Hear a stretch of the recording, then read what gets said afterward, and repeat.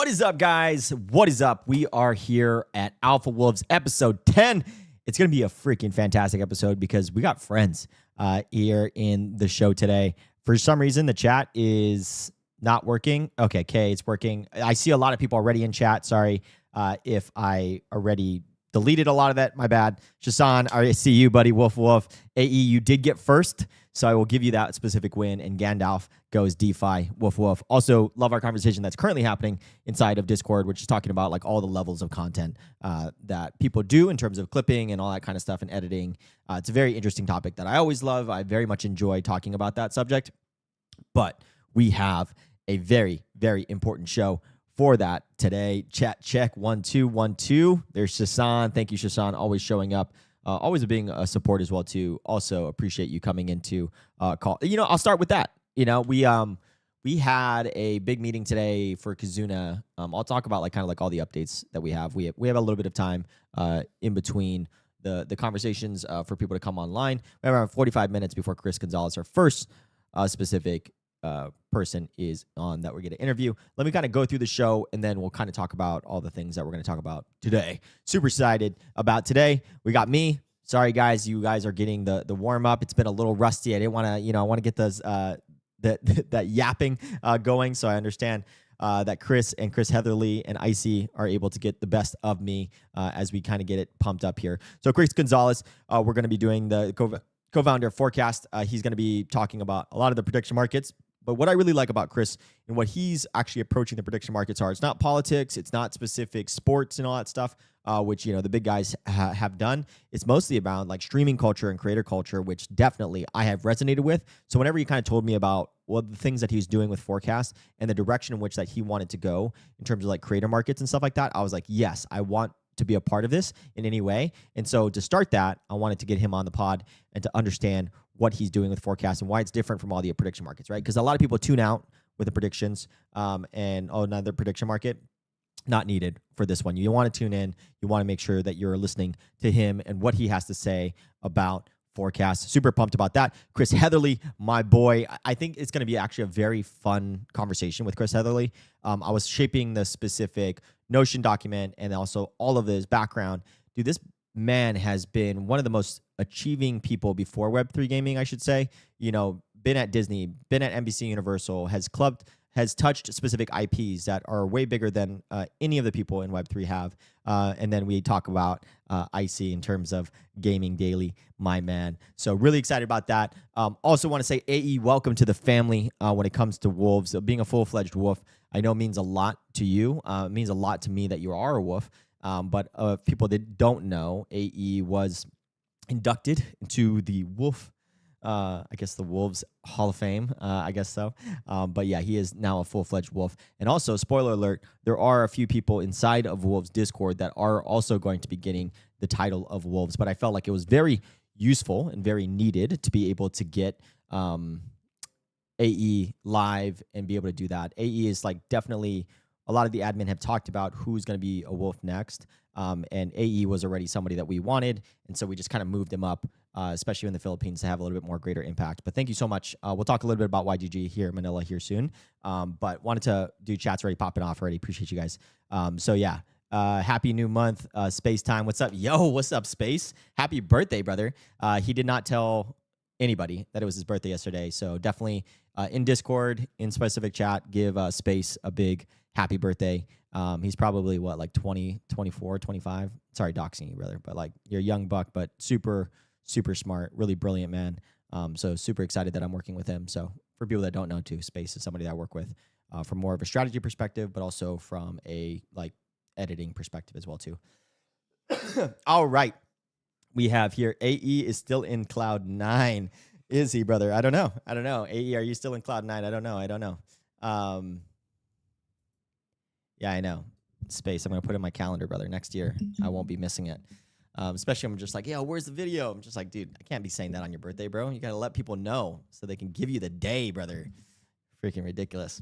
Okay, so what do I want to talk about a little bit? I have not done a monthly video of like updating everything that we have been doing within Wolves, but it's a lot. I have a specific town hall that I did right before Manila that really talks about like the specifics of what Wolves are going to be focusing on in 2025 and 2026. And I think when it comes down to it and like brass tacks, there is a lot of things that are changing within Wolves that I feel as if are going to be better for the long term.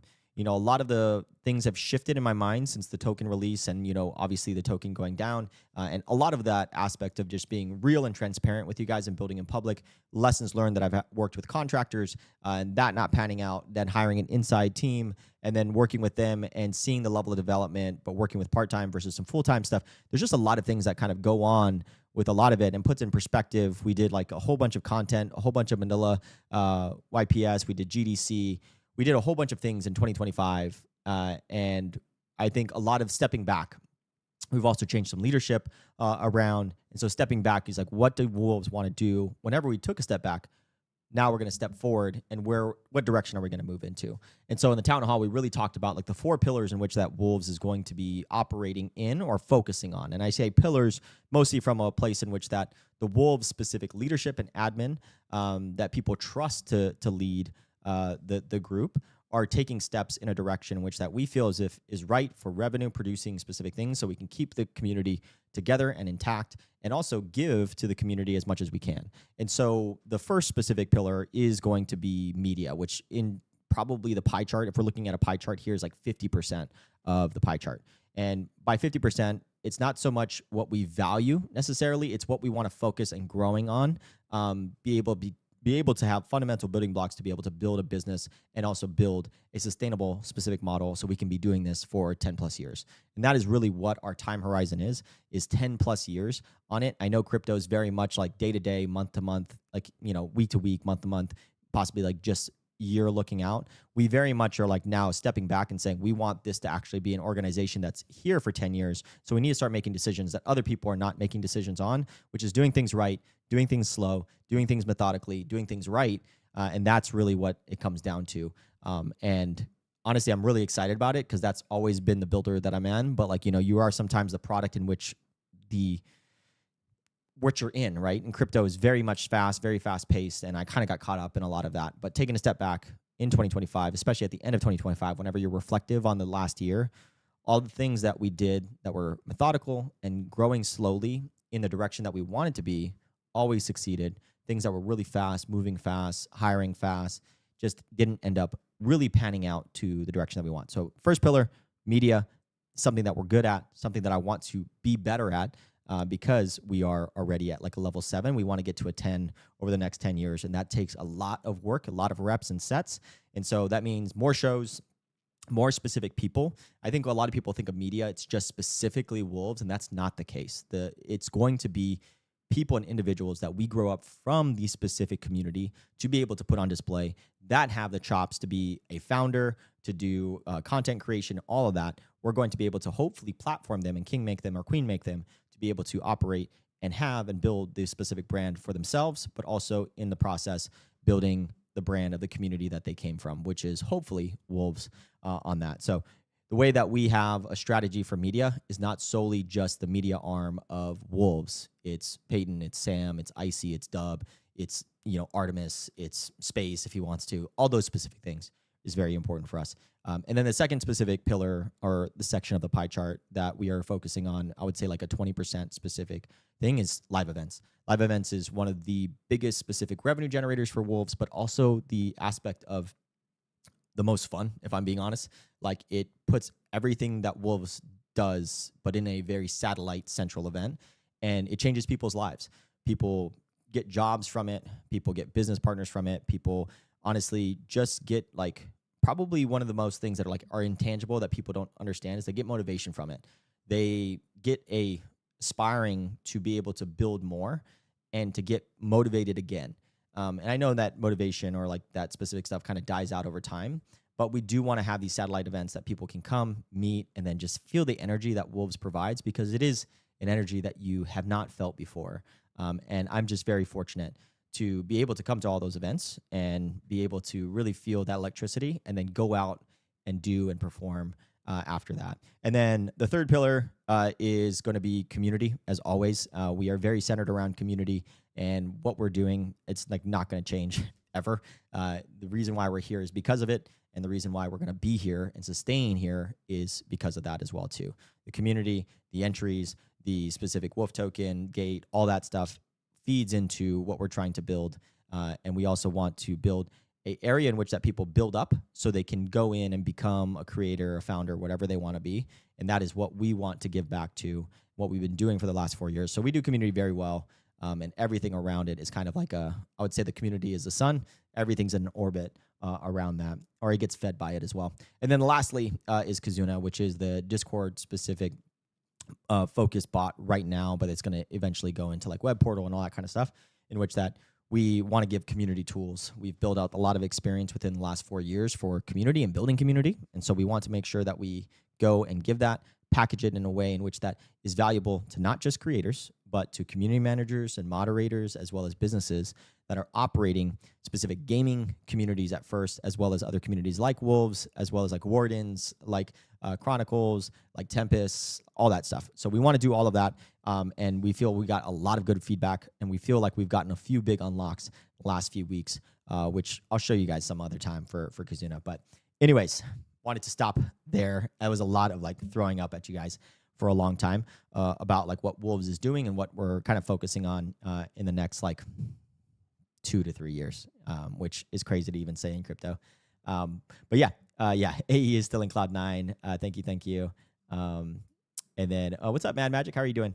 More IRL events with Wolves, please. The energy is real different. Like again, yeah, that's exactly what we're wanting to do in terms of the live events. We just feel as if there's something there. And then I think also like the world is trending in that direction too. So if you're really good at something and you're kind of ahead of that, it becomes more of you're ahead of the ball, right? Like you're going to where the puck is going, not so much where the puck is currently. I think a lot of people, especially within crypto, skate to where the puck is, and that can go from the metaverse to DeFi, to meme coins, to then AI, and then now to robotics. There's like all of these specific things that the puck is at, and then people are trying to chase to be able to get kind of the rest of the money in there.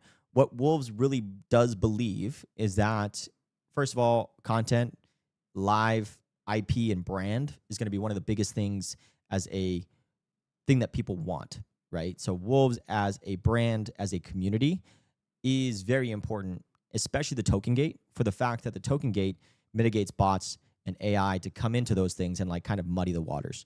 Once they're in there, it becomes very hard to like source and filter out through all that stuff. And then the other thing is that long-term horizon, we have a whole bunch of like AI slop that's coming in, right?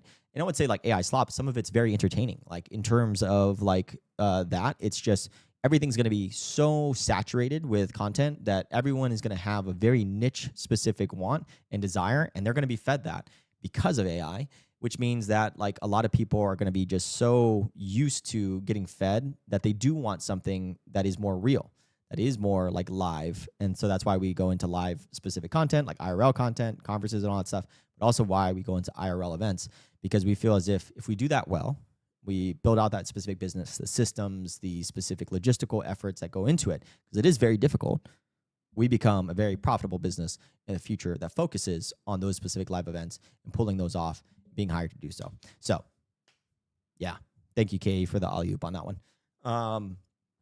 Dun, dun, dun, dun, dun. Yeah, AE, what's up, brother?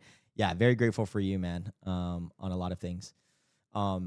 And then I saw, what's it called? Shasan in here as well, too. We had like a pretty big unlock this morning. Not even like unlock, but we have the opportunity to really like generate like very unique reports for like moderators and community managers and like serving the specific people in the clientele that would want Kazuna, right? Which I was that person, and I still am that person because I run a community, but way more so whenever it comes to like bottom line revenue for like a game studio, right? So like Azra, Champions Ascension, Shrapnel, those are all game studios that I've worked for in the past. And, community and the Discord is a very big part of it for natural feedback loops, et cetera, et cetera. But also there's a lot of like data that's left off the table because Discord doesn't provide that via like a dashboard. It has to be done by a third party specific bot, which Kazuna fills. And so, yeah, it's just really cool, like thing that I'm like really excited about to be able to do. So really, really dope. Yeah, man. Hey, you're the man, dude. I appreciate you. And then also just looking back at the specific show again for people that are just tuning in now, we have a very packed show. We have Chris Gonsalves, I think. I always thought it was like Chris Gonzalez, but it's not. It's Gonsalves. Gosh, jeez, I'm terrible. I have one of the worst last names. I get butchered all the time, but that's also why I respect people's last names and try to get it right.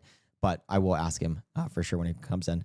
And then Chris Heatherly there. I think that's going to be one of my favorite specific podcasts of all time, mostly because I think I have like a question for him to go back towards his history, but also to the future.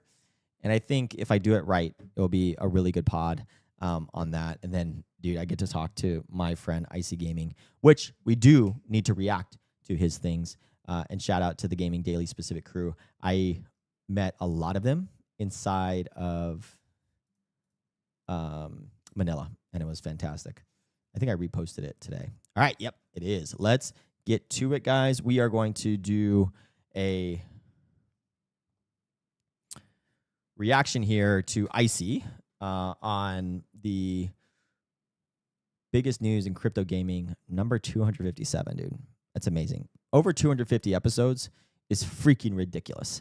The amount of consistency and dedication that he has. Don't worry, I'll say all of this whenever he's here as well too, but just fantastic. I just saw one of the comments here.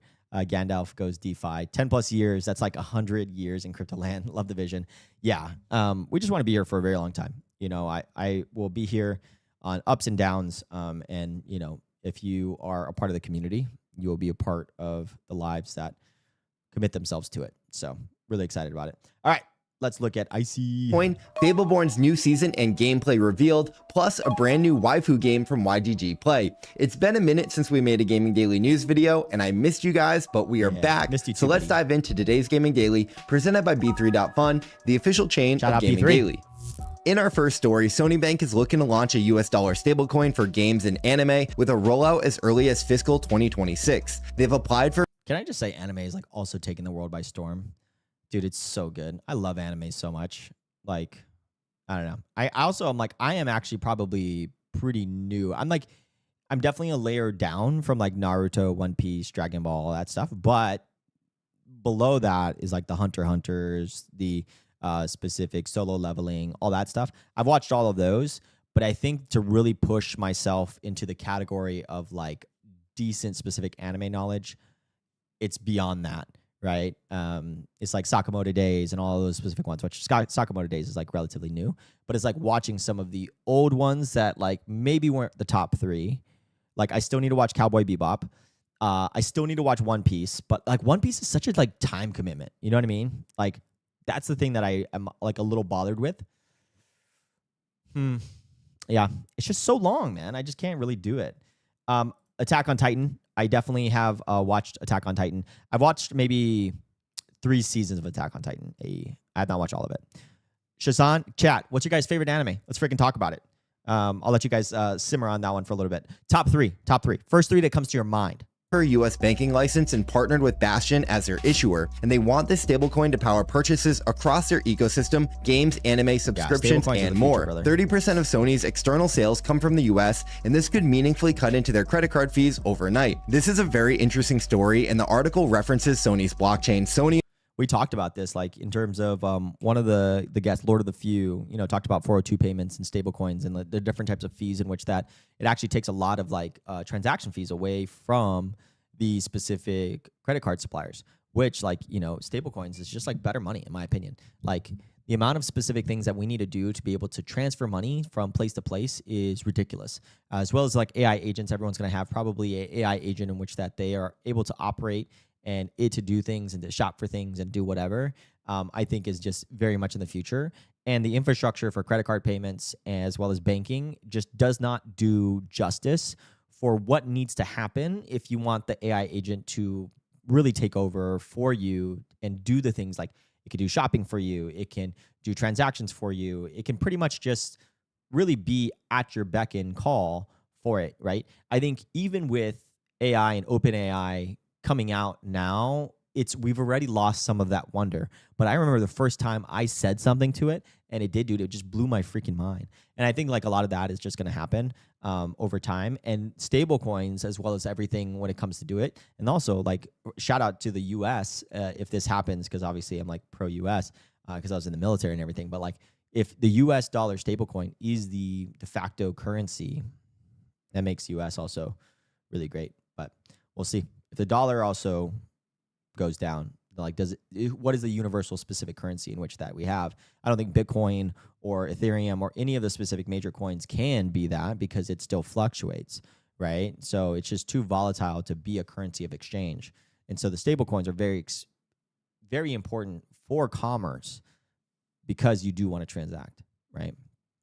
So it's the whole same thing that like has with game economies. That's why token in game is too difficult to be able to produce, just for the fact that the token in game fluctuates. That's the underlying asset, but the underlying asset underneath that is also fluctuating. So a sword fluctuates based off of the value in which that people assign to it.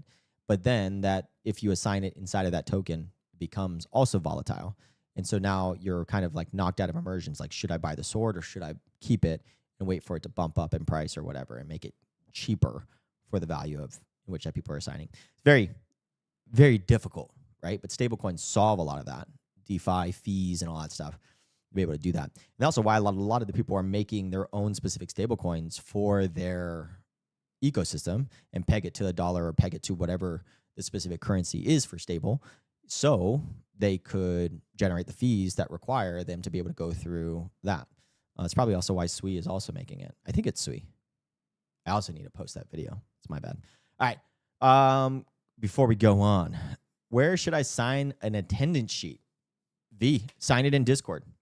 Shasan, can you put out like a poll or something like that for attendance? That'd be really fun. I don't know if you can. Hit up Lems. What's up, Dub? The Dub's forecast every single morning is freaking golden. I'm gonna start tuning in every single day. He's such a great content creator. And like, if I could, like, I don't launch a creator coin, Dub, but like, if I could put a stock in somebody, man, Dub is just so entertaining, so much fun. And I just very much believe in that man. And he's starting his creator arc. And I think it's going to be very profitable. But obviously, like everything, it takes a while. Takes a while. Okay, so V says, oh no, we're off there. These are my top 3. Okay, AE, you already said that. Wait. Where are your top 3? Attack on Titan, Code Genesis, Death Note. Okay, so I've watched like a few seasons of Attack on Titan. I have not watched Code Guess. I've never actually heard of that one. I think I have. Let me look at the specific. Let me look at this real quick.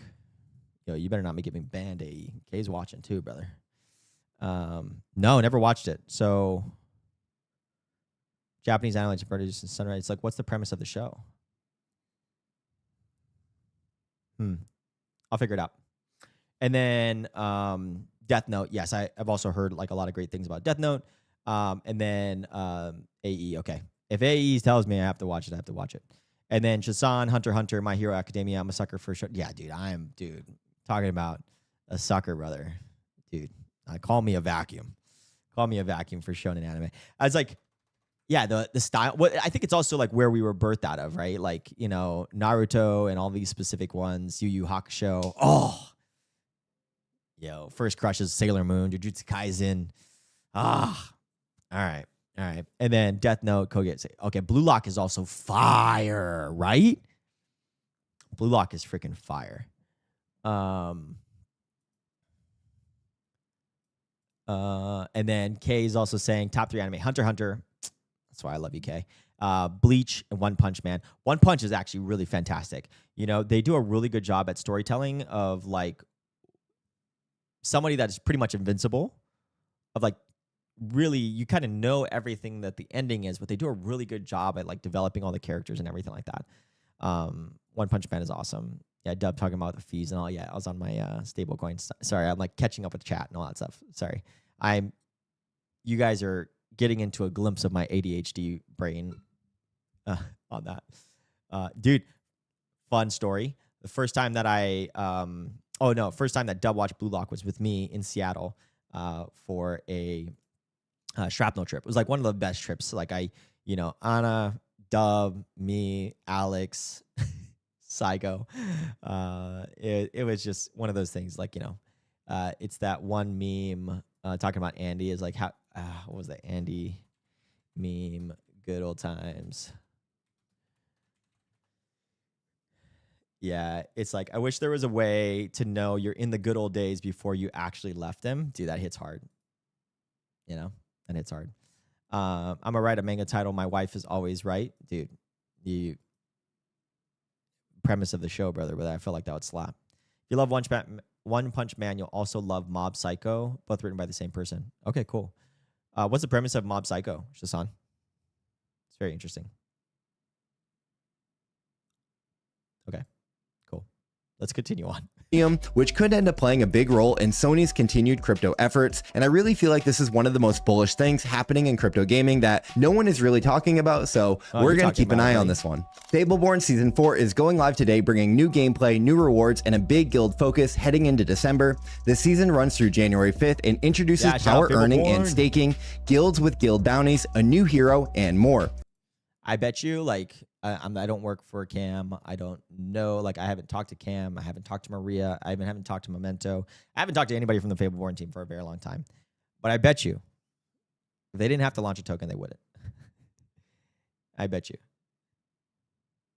PvP and PvE events will also run more frequently this time around, and all of the details are in their Gitbook if you want to dig deeper. Illuvium's Pro League Season 1 is officially down to the top 16, and the finals are wrapping up this weekend with $50,000 on the line. If you remember, the season kicked off back in August, and players have been grinding weekly tournaments to secure their spot in the World Championship. It all ends this coming Saturday, December 6th, with the last day of the World Finals. Big congrats to the finalists, and I want to know, who do you think is going to take home the crown? Drop your picks down below. YGG Play just revealed their third game, and it's a new title called Waifu Sweeper. It's a... Don't open this next to your wife, bro. Or partner. Dude, it's... Gacha meets Minesweeper puzzle game built with collectible anime companions. It's casual but skill-based and puts decision-making at the center of the reward loop instead of... What are you talking about? I saw Blue Lock. Dub, what are you talking about? What 2 chats am I missing? I'm in it. Pure RNG. The game is developed by Raito Mira, and YGG is publishing it with full ecosystem support. And Waifu Sweeper will officially debut this weekend at Art Basel in Miami on December 6th, and I'm going to be there, so if you plan on attending, definitely come say hi. Pudgy Party just revealed its new holiday season, Merry Mayhem, going live today with 6 new characters entering the arena: Crumbles, Snowbird, McCracken, Dubby, Dart, and of course, Santa. It's a full festive takeover and a great excuse to jump back into the game if you've been away. I think they're also going to be doing some like cool things with like Play Mythical and all that stuff in terms of like, I don't know. Holiday updates always hit different, so I'll finish it though. But like, I think what they're going to be doing is like Play Mythical is going to have like tournaments and smart contract based tournaments in which that like creators can go in and make tournaments. There's a buy-in and all that stuff. I love it. I'm curious which new character will end up being the fan favorite. Oh, some V. That explains it. Duh, that's my bad. V just says, yeah, apparently some X chat is missing. Yeah. Favorite. Dream Temple just dropped a new Axie Maxi tee collection with only 500 shirts available, and these oversized tees were seen all over YGG Play Summit in Manila, and the Axie OGs are already snapping them up. Yeah, dude, I freaking love this, dude. I personally, like, I did a post about this recently on my own thing. I really want to make my own, like, Aloha shirt. I don't have this one, but I have the red one. A lot of people have seen it. It's like a Dungeons & Dragons specific crossover. And like, speaking of our anime conversation, I do want to do these crossovers with anime, with NFTs, with all that kind of stuff. And I feel like I'm the guy to do it. You know what I'm saying? Like, I'm born and raised in Hawaii. I can speak the pidgin, brother. I don't have a supplier, but I could find one. And dude, I just feel as if that's my calling. Like if I'm, everyone has like a specific thing that they sell, like a physical merchandise. Like, I wouldn't be a TCG guy because I'm not that into TCGs. I've also just sensed other people just like love TCGs. Like, whenever like Dub, I saw him at Toys R Us, and like his eyes like literally like glazed over, like he got just a natural high as soon as he saw TCGs. I was like, dude, I will never get to that level of excitement. Like, I even gave Pokemon packs to just like for other people to rip. I don't really care about them. They're really great though. A whole bunch of wolves love it, and so we'll probably do something like that in the future. But I will say, if the two things that I would sell in terms of a merchandise or a product, physical product, like on what's not or anything like that, Aloha t-shirts, different types of ones. I would freaking love this. And then the second one would be wine.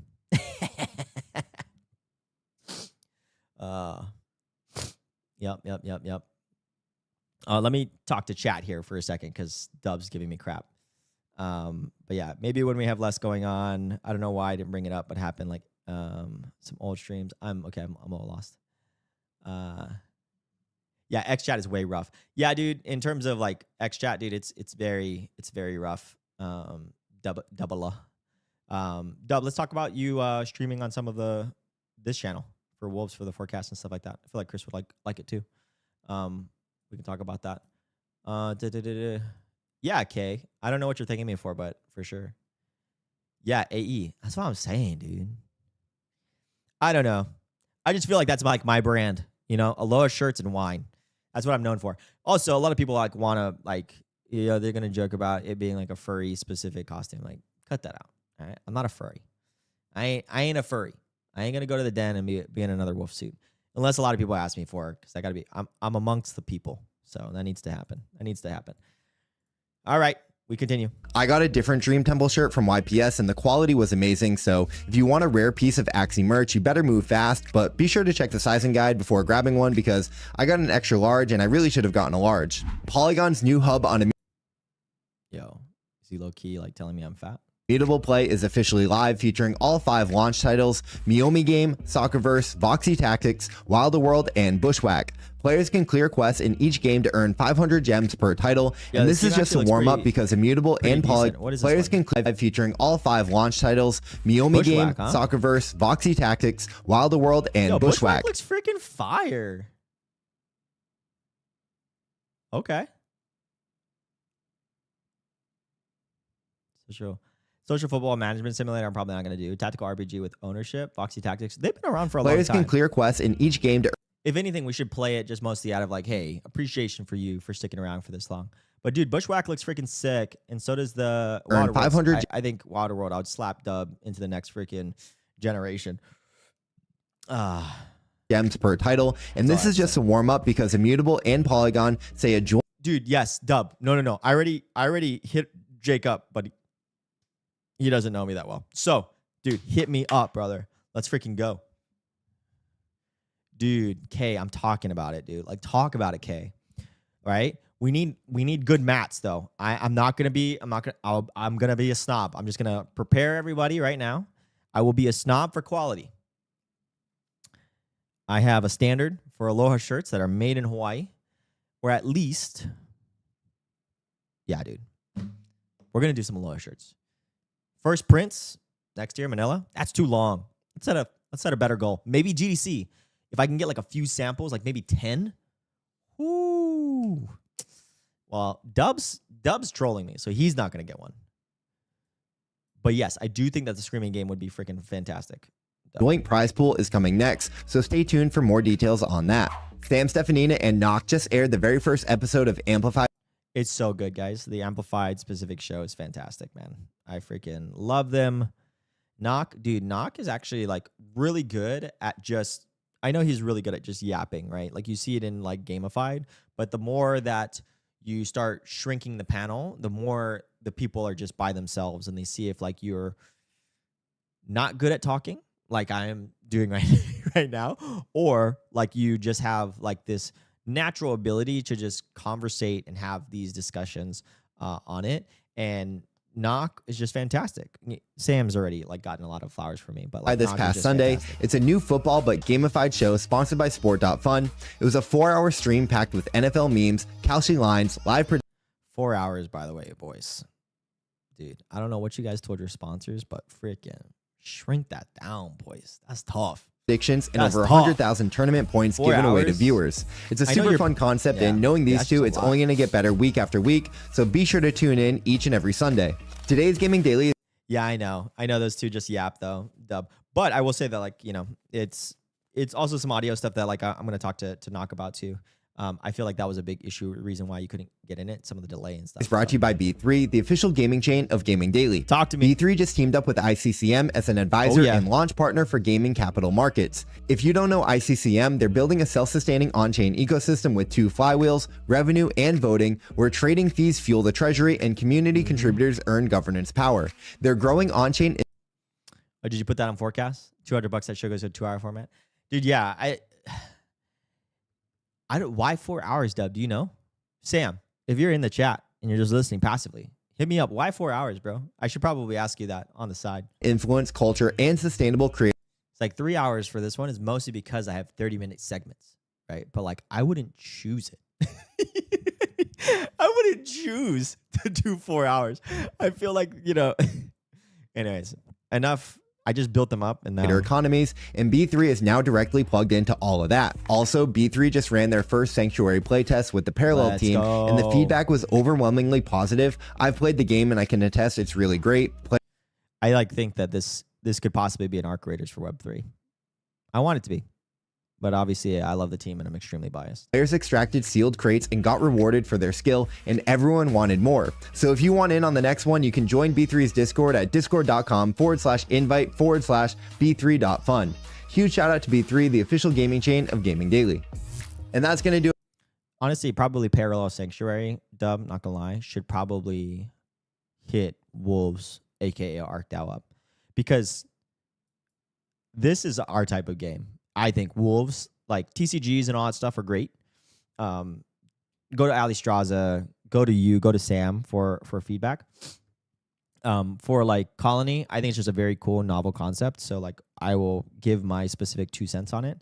But dude, Sanctuary, I bet you we could give a lot of good feedback on Sanctuary, especially early side things, like ideas that they could possibly do and implement for features. And also because we've been playing so much Arc Raiders, I feel like we would be very useful in terms of giving a third-person shooter. Like, we will know the gaps, especially how much time that we're playing in Arc Raiders.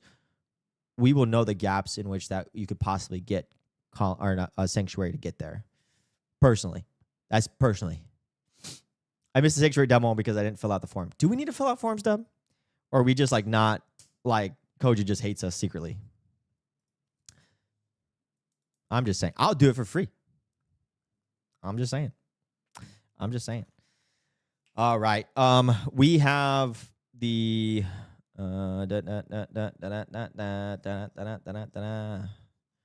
we have here the schedule. Transfer this over here real quick.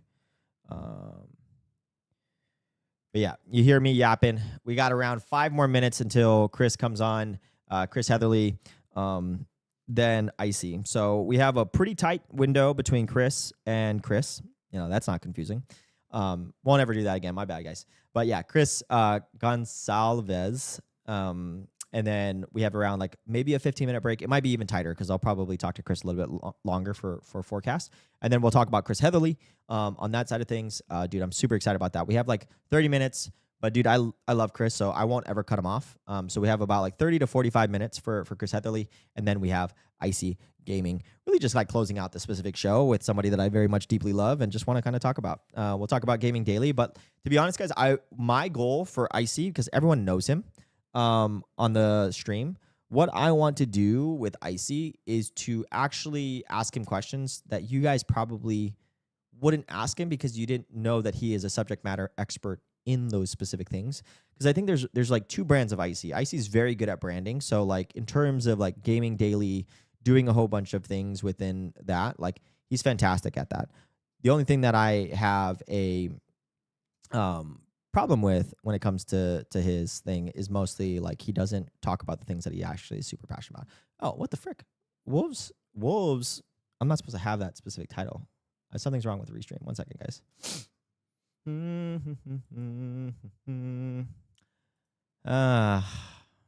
My specific title on what's it called? Restream did not populate. 1 second.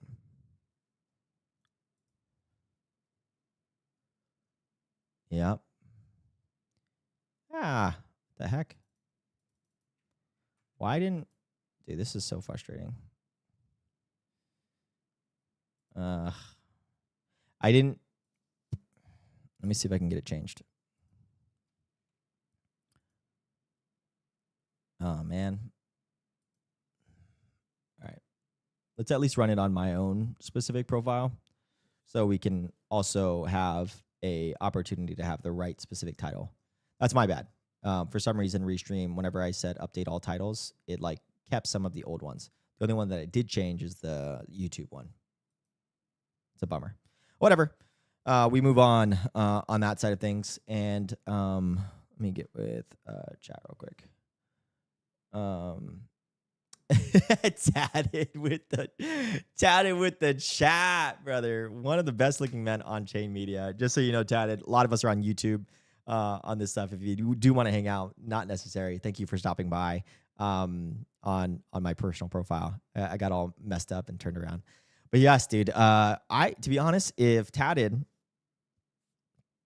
was lobbying hard in Manila for on-chain specific media, on-chain gaming, on-chain NFTs, on-chain tokens, dude, to be honest, it worked. Like, I feel like a lot more people are saying on-chain.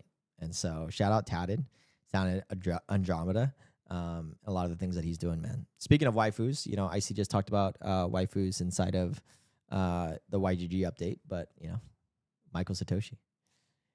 Yeah. Yeah, Dub, I don't struggle with two chats, brother. Okay? I struggle with X not populating the chats to Restream. The movement is strong. I know, dude. Tatted, you got it. You got it. Michael Satoshi in the house. I know. What a freaking handle to get as well. Just freaking fire on that side of things. And then, yeah. So first, coming up right now here, guys, in about 2 more minutes, we are going to be getting Chris for Forecast on here, talking about his specific journey from community gaming, the lessons that he learned, and then on to Forecast. Really excited. Like I said, we're going to be focusing a lot on like the prediction markets, but like mostly from not like a sports booking perspective, but mostly from like, hey, what are things beyond just politics and sports as well from a prediction market? And then also like how prediction markets can capitalize or cannibalize meme coin speculation and make it a little bit more sustainable. I feel like meme coins was just all about dunking on the next specific retail, specific participant, try to drive up FOMO and then be able to do that. You know, it was very much like a casino, but like I said, maybe having some entertainment on top of it would be great. And then his bet is on creator markets. So we're going to go into more of the creator markets, why they're underexplored, and then also why he thinks that's the next frontier, which, to be honest, whenever I was talking to Chris, and I talked about this at the opening of the show, that is why I think you should be paying attention. Chris, especially his specific background on esports and community gaming and transactions, fast payments, you know, I am always very interested in understanding the next movements of new business specific models and a way in which that people can operate and understand things. So really excited about that. I'm going to hit the be right back screen. I'm going to talk to Chris because he is in the meeting, and then we will get right to it. So excited to talk with you guys some more, to talk to Chris about forecasts.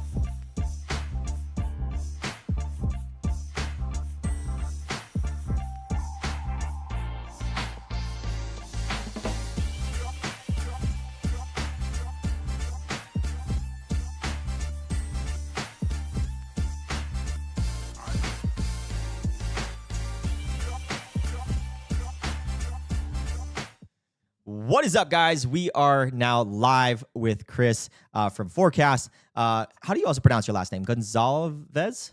Is that right? Or, there you go. Let's go. Gonzalez. All right. My last name is very difficult, so a lot of people, obviously butcher it. And so I'm always very respectful to other people's last names if I try to get them and if I try to attempt. But we have an intro for you, brother, and then we'll get right into some of the questions and the topics. A lot of people are excited. Dub was watching his Dub's daily forecast, which has been very fun to watch. Shout out to Dub. Yeah, shout out to Dub. Trader. Yeah, exactly. Forecast day trading. Yeah, I know. It's been very fun for him to watch. And I was also with him in Manila, and we did some bets together, and it was like a lot of fun. And so it was great. It was great. But all right, so let's get into the intro here. Chris Gonzalez is one of the leading forces behind Web3 esports infrastructure. As CEO of Community Gaming, he's built a platform focused on fast, fair, and automated tournament experiences powered by blockchain. That's where we met, and that's also where I think there's just a lot of things that we just meshed on right from the early beginning of this relationship. His work blends the credibility of Web2 esports operations with the programmability and transparency of crypto. And then now with Forecast, Chris is exploring the next frontier, prediction markets, creator-driven economies, and interactive spectator mechanics. His approach combines discipline, technical rigor, and understanding that Web3's long-term adoption depends on trust, UX polish, and real-world value. Chris, welcome to Alpha Wolves, brother. Also, add anything that you also want to kind of add into your specific resume. There was a long resume. I was when I was looking at your LinkedIn specific profile, there was a lot to kind of touch on. But anything else that you're super proud of that you wanted to bring up as well? Yeah, well, first off, thanks for having me. I've been watching WolvesDAO and your content for a while, so I'm excited to join. I mean, you covered a lot of the recent history. I think maybe I would mention that 10 years ago, I discovered Bitcoin and ETH. So I was very early to discovering crypto. I was going the traditional Wall Street route. I was, I don't know if you ever seen Boiler Room, but I was a stockbroker making 100 calls a day. I was studying for my Series 7. I was an options trader, at-home options trader. Yeah. And so my love for trading was even before Bitcoin and then Ethereum.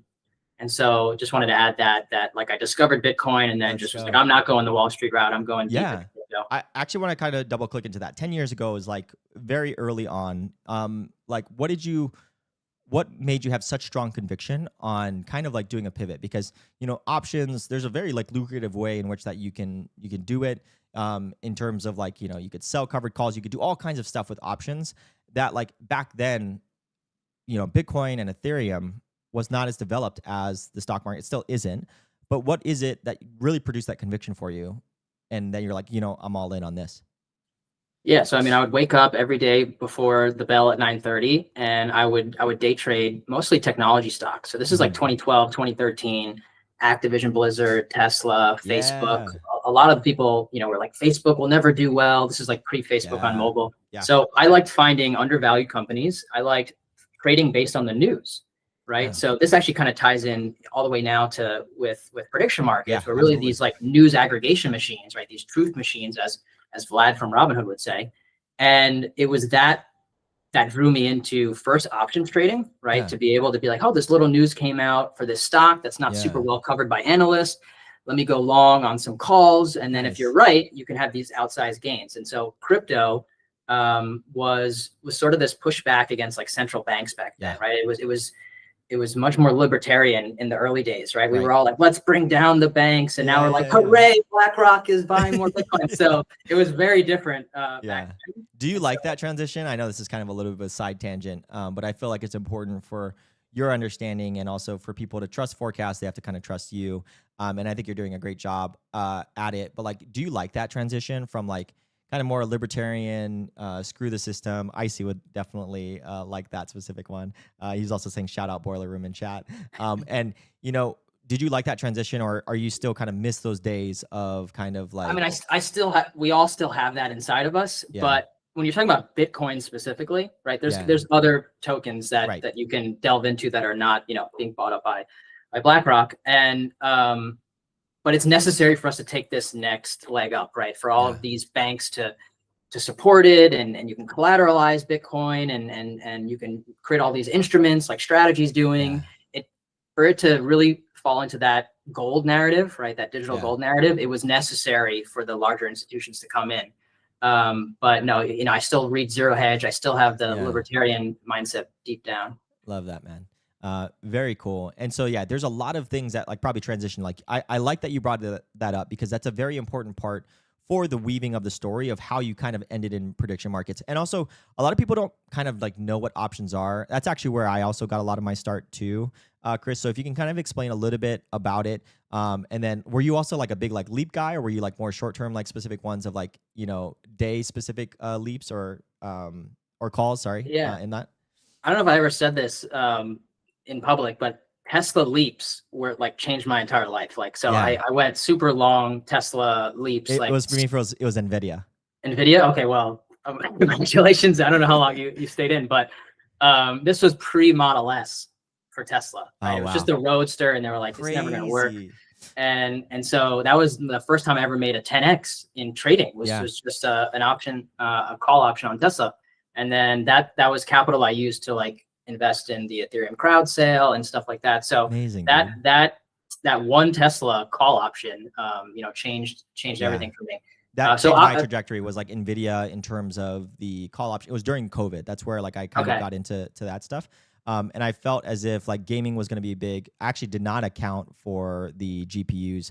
I thought the GPUs were going to be used for the COVID vaccinations, and that's why I was like, it's not that. But then like also on top of it, the butter on top, or I don't know, that was butter on top. That's weird. But like in terms of that was mostly people with crypto. And that's kind of how I also was just like starting to like, oh, why is everyone using these GPUs? And it was like mining Bitcoin. And that's kind of also like how I kind of got into it as well too. Sorry, I interrupted you though, but I wanted to share that connection with you. Yeah, well, I mean, just quickly on options, right? You could obviously buy shares of a company, and that's going to take a lot more capital to buy 100 shares of Tesla. But if you want to use less capital and still have potentially outsized gains, and you think Tesla's going to go up, you can buy a call. Right. You can buy a call option, and that's basically a contract to say you're going to buy those shares in the future at a set price called the strike price. And so if a stock really moves quickly, you can have some strong outsized gains. And then conversely, you can buy a put option if you think a stock's going to go down, or you can use the put option to hedge your larger position in the shares, right? So it's really a lot of flexibility. And then once you dive into it, there's all these iron condors and the gamma and theta, like all of that stuff you can delve into. But that's what I loved about trading. It was just like finding news, finding undervalued companies, and then trading options on them. Same for me. I can't wait to get to the prediction section, but that's like probably the first like X in your equation of X plus Y equals Z. But the Y here was also your specific stop in terms of like the gaming specific sector, the content specific sector, the streaming sector. That's where community gaming really started to thrive. So what was the transition from, going from stocks, like on-chain specific assets of Bitcoin into then now this community gaming specific business that you've operated for a while now? Yeah, so lifelong gamer, right? So it was like trade stocks during the business hours, and then Halo 2, World of Warcraft at night. I actually have, I unblurred my screen so you can see all my stuff. I have a bunch of graded, my favorite games graded. So if you know like WADA or like PSA, it's like Grand Theft Auto, Halo 2, like some of the best graded copies out there. Love it. Love the pylon as well. Yep, there you go. See, I put a little bit of everything to see who knows what's what. I got absolutely. OG Axie here. Yeah. So I worked at Consensus during remember the ICO boom cycle, 2017 up until pandemic.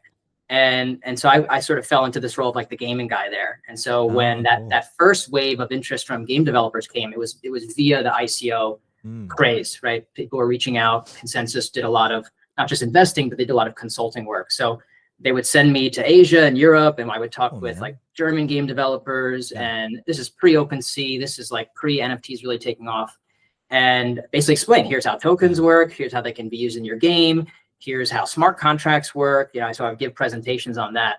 And during that time at Consensus, I also ran CGNY, or Community Gaming New York, which was the largest in-person meetup group for esports tournaments. Cool. So it was up until the pandemic, when everything got shut down, everything, and I'm based in New York. New York was completely shut down. So that's when I had the idea to say, I want to build out an online platform that takes stable coins, but really kind of wallets and what was possible back then, and solve this pain point around paying out gamers who compete online, right? So if you're competing in a tournament in Argentina or somewhere in Asia, it's a huge nightmare to like do the accounting and the logistics to manage the tournament, the registration, the payout. So we built cgcommunitygaming.io, which solves all that as like an all-in-one solution.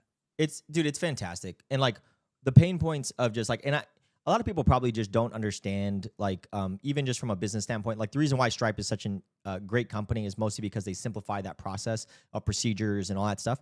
But honestly, crypto solves a lot of that, right? In terms of smart contract development and everything like that for you. And then one of the biggest pain points for gamers and gaming and tournaments online is the process in which that you are paying out rewards at a very fast rate, right? Like, you know, and I'm a gamer, you're a gamer. And I think there's like a lot of people that I guess are making games don't fully understand how much of a difference it makes for speed in which that you get like your reward for the effort in which that you're putting in.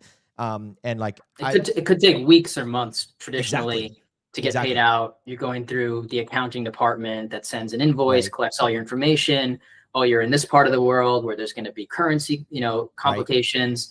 And so with a US stablecoin, right, USDC is what we used. It simplified all that. The challenge was really the UX, right, the user interface. And so we did our best to abstract that away. So I think we were one of the first companies that really brought stablecoin payments to a consumer application, right? Not a DeFi thing, but consumer application. And it did really well in Latin America, where inflation's high, right? Like take Argentina. I just got back from Argentina and DevCon, and that's a prime example. You know, maybe more a couple of years ago before Malay, where inflation is raging and people do not want to be in their local currency, right? They want to hold US dollars. And so getting paid in USDC while you're playing Mobile Legends or League of Legends, whatever it is, was a great way to introduce them to crypto. And then they decided, we have a lot of anecdotal situations where people are like, I don't want the PayPal payment, I want USDC. And that was kind of the light bulb moment where people just rejected the traditional payment options. That's awesome, dude. That's so awesome. And yeah, dude, like I think like you were like way before your time, because like now everyone's kind of like talking about stable coins and talking about that. But whenever I met you, even for 3XP, is whenever we started getting a lot closer, and I kind of dug into your specific past, I was like, dude, this is very smart. But like you've already had that idea since like COVID, and so you're just like way before the specific market, and it's kind of just crazy to think of how forward thinking you are. So let's talk about by the way, we don't need to go deep into it, but shout out to everyone, all the Wolves people, all the creators that showed up to 3XP. That was basically the best event I ever hosted. I want to thank you, because that was actually the birth of, this is some lore for everybody else, that was actually the birth of WolvesDAO. So everything we actually, it was just a whole bunch of wolves that was like, we all should just get an Airbnb together, and we all look left and right. Oh, who's gonna pay for it? Well, we'll all pitch in, but then like they're like, okay, Peyton, you could put your credit card down. I had to explain it to my wife of like why I'm paying for like a $15,000 Airbnb in Sacramento, or I forget where 3XP was. I think it was in Sacramento, was it? But it was very close, right? Right outside LA. Pasadena, right? Pasadena. Yeah, Pasadena. And so I had to explain it to my wife. Hey, I promise they'll pay us back. It's like, wait, they haven't paid you yet? It was just one of those things. But we ended up having this. Tony actually ended up coming by and just seeing the transactions that were happening in terms of relationships, content, memories. And he's like, you guys should do more of this. And then had a big call with Sam at TwitchCon. And then the rest was history. That next GDC was the birth of like the Wolves Den as people see it now. But I want to give you your flowers for 3XP and bringing that whole specific organization together, because that was like not only for champions, but also for me as for Wolves. It was like all the Wolves housed in that one area. And a lot of people like, Dub saying that it happened, Icy saying it happened. Yeah, dude, it was just one of the things. So I want to thank you for that. So 3XP, fantastic. Dude, don't make it come back sometime in the future. Warms my heart. Like that was for the industry, right? That was not a profitable event for us. Yeah, you told me that. Sort of like, let's just make it as good as can be. Let's invite everyone. I know a lot of people met for the first time there. Yeah. Like, Yellow Panther, Jesus Martinez, like a lot of people showed up in person for the first time and met everyone. So it was a great meeting of the minds. And I think that's like, one of the things that I think that event really had a cascading effect of how important live events were. And I think that's for you, your background and consensus. And I want to move on to forecast here soon, but maybe in a future specific podcast, we can talk about more of the live events, your specific background and consensus and all that stuff that led you to 3XP. which then like there's just something special that happens at live events that I did not know until 3XP. I should say that. There's a magic that happens. There's electricity that happens in between each other. And it was just fantastic. So thank you for that. Thank you for that gift for that space. All right.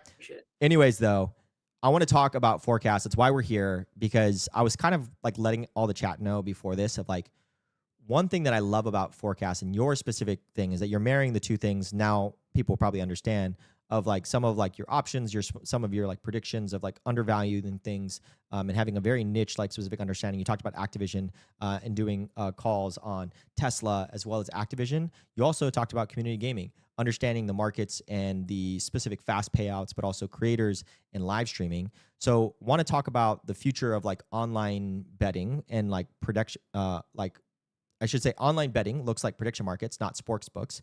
And so let's go into that more, because I think a lot of people think of prediction markets and their first kind of thing that kind of goes to their mind is either politics or sports. And so I want to kind of get and throw it over to you. Like, what does the future of online betting look like with prediction markets and not sports books? Yeah. So first off, Forecast is a prediction market built for gamers, crypto traders, streaming communities to converge, come together, and trade on any real world event that they want, right? So like you said, it's not just politics or sports, but that's how it got started, right? Polymarket was the pioneer, and I remember trading on Polymarket quite early, and I remember the narrative people were saying was, oh, it's only going to be useful once every 4 years during the US election, right? Like this is not going to gain traction beyond this kind of one event that happens. Yeah. And clearly that was not true, and I knew that was not going to be true. And then it started to disrupt sports betting, right? And they're like, okay, well, fine, it works for politics and it can disrupt sports betting, but okay, it's not going to work for anything else. This culture market stuff, no. And I'm basically here to say, like, it's actually going to go into every single entertainment vertical, right? Everything. There's going to be ones that focus on movies and music. We're focused on gaming and live streaming culture and crypto trading. And so prediction markets are here to stay. There's going to be people that focus on different regions, different verticals. And for us, we're going to be focusing on emerging markets and what gamers and live streamers want to trade on. Yeah. So that's how we got started. Forecast launched earlier this year around March. Today we're on Arbitrum, and we're seeing record volume since we switched over to Arbitrum. We originally launched on Ronin. Shout out to the Ronin team. Yeah, shout out. And now we're basically going deeper into areas like Latin America, where betting on sports, in particular football, is absolutely massive. It's embedded into that culture. But prediction markets really haven't penetrated that part of the world at all. So there's like this delta here where we want to be a first mover there. We want to go and we want to offer, compliant markets for people in places like Argentina or Brazil and Mexico. And right now it's really, really underserved there. So it's like this whole kind of green space, this green field to provide markets that are relevant to them. Yeah, no, that's really important. I think, it's very contextual in terms of prediction markets, and where you can make a lot of money or lose a lot of money. I guess like the thing that I like about prediction markets is that like you can understand a niche concept, and it kind of nods to the point of like what you're talking about with Tesla. For like the Roadster, before everything happened, you had this like specific niche knowledge, probably beyond all the specific before Wall Street, right? Like One Up on Wall Street is one of my favorite books. And it talks about like this like street specific knowledge that you have.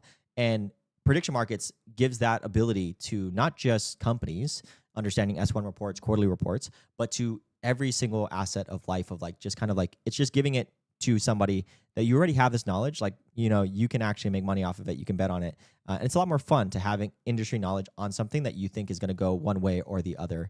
I call it information-based trading. Like, you can call it betting because it makes it easier to understand. Right. But it's like saying is investing in a stock betting. Like sometimes you can consider, like if you're just betting on an earnings report, right? You're still investing, right? You're doing research. You like the company, and so whether you want to call it like news-based trading or information-based trading, I liken it more to trading on things that you're an expert on, things that you understand well, where you can get an edge, right? You're doing more sentiment analysis, research, even things like mention markets, which are clearly closer on the spectrum to like entertainment betting. Right.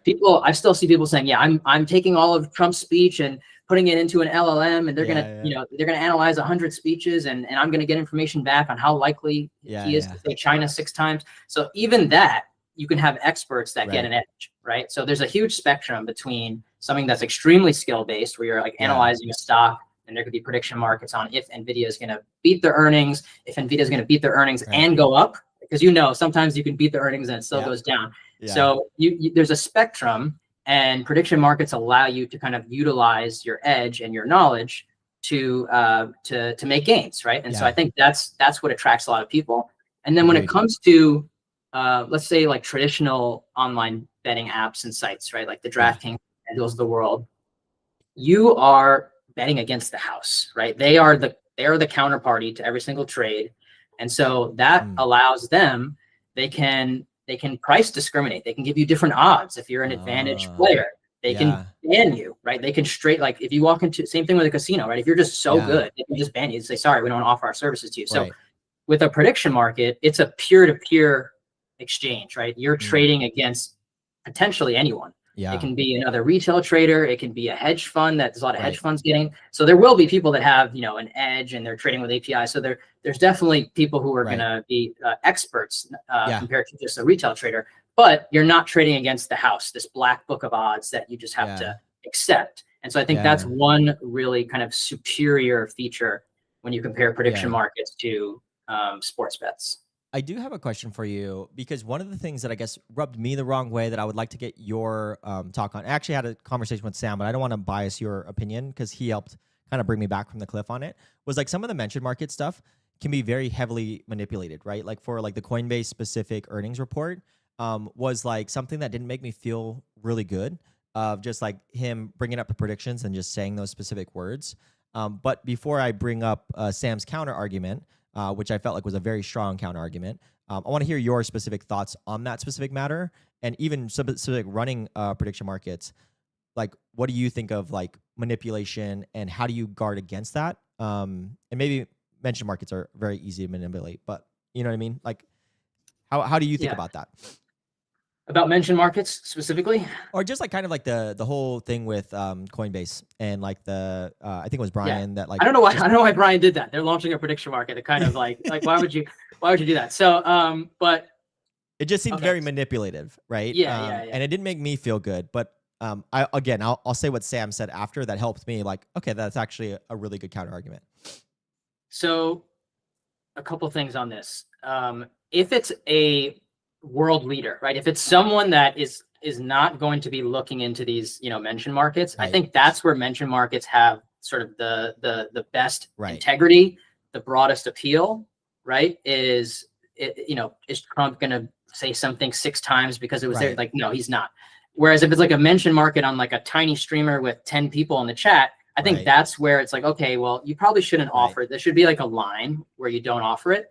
For us, things that we're looking at is certain markets, you may want to cap the position that any one user can have, right? So if a mention market maybe lends itself to more smaller ticket sizes, smaller trade sizes, maybe you limit it. And so, okay, and people can only bet $100 at most. And then between the liquidity offered and the caps, you have some more integrity there, because you're not really able to make some crazy outside gains.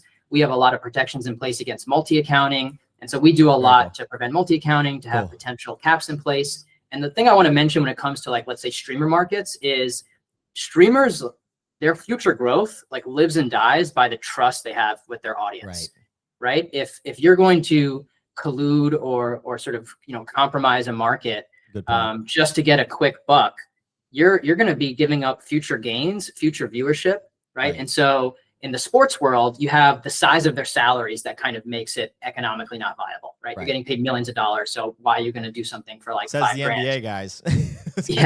Well, some of them still, but by and large, right? The economic forces kind of prevent it. Whereas I think in the, gaming world, the esports salaries are not, millions and millions of dollars. So you have this sort of difference there. But I think the integrity that you want with your audience, like you usually graduate from a pro player eventually to a content creator, right? So they have this in the back of their mind. And I think it's very short-sighted for you to break that trust with the viewer for potentially some sort of small-time collusion. Right. And there is a lot of things that are happening with like Valorant. There's a whole bunch of like YouTube stuff that actually ended up happening with like some of the come up as well too. And I want to just kind of address like one of the chats, because one of the chats actually brings to Sam's point, is like, you don't need to guard against it. The price adjusts accordingly. So players in sports cheat all the time and watch their lines very closely. They're all very aware. And that's a shout out to Dan Shan. And I will say too, this is where Sam actually talked me off the ledge, is actually prediction markets. You talked about the integrity of that specific prediction is actually going to be dwindled. You talked about short-term specific, price specific fluctuations or whatever. Well, they can only happen probably once or twice until the integrity of that specific prediction of that specific person ends up kind of dwindling to the point where it's not very useful for anybody to do predictions on them, right? Dan Chan's kind of pointing it out on this, and so did Sam very elegantly in the Wolves and Friends chat, was talking about like, well, people shouldn't bet on him in the future because he's so volatile, right? Right. Shout out crypto. And one thing that shout out Dan. One thing that we're doing is we're able to offer a rev share if so let's say a market is suggested or created by a content creator, and then there's a rev share on the amount of volume, right? You're not going to want to compromise you doing this in the future volume. If people are like, hey, this guy colluded once, I'm not going to trade in his markets, his mentioned markets anymore. And so we want to help align incentives where people are saying, I want to repeat this all the time because it deepens the engagement with my chat, right? It allows people like to donate and subscribe, and that's great. And I think there's going to be like a third category where it's like, also I can make predictions on your achievements. Right.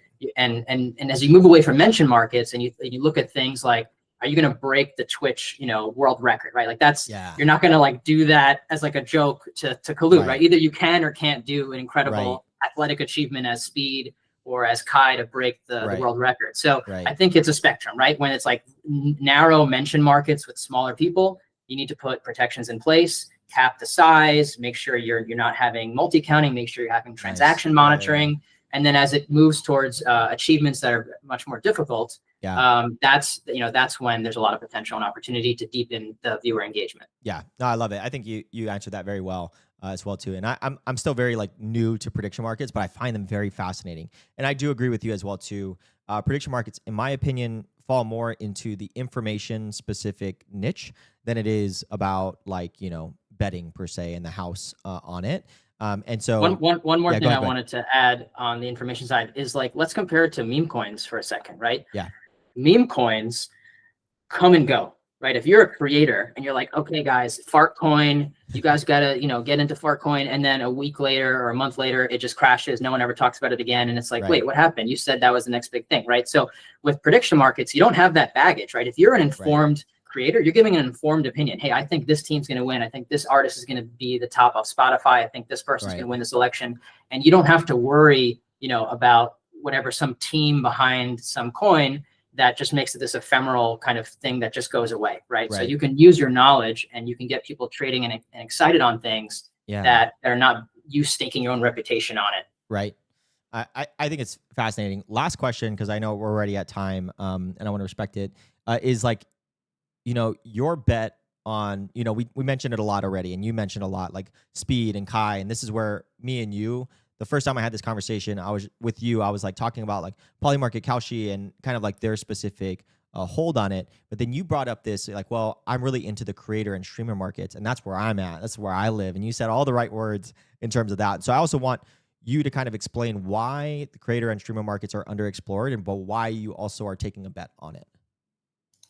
Prediction. Yeah, so my prediction, so these, let's call them these like mega streamers, these A-list content creators, they have the largest fan bases in the world, right? You may say, Kim Kardashian and LeBron James maybe technically have more fans, but when it comes to Speed walking down the street and hundreds of people crowd him and he actually is out there and there's hundreds of people, tens of thousands of people in their chat every single day, like these people have the largest fan bases in the world globally, in my opinion.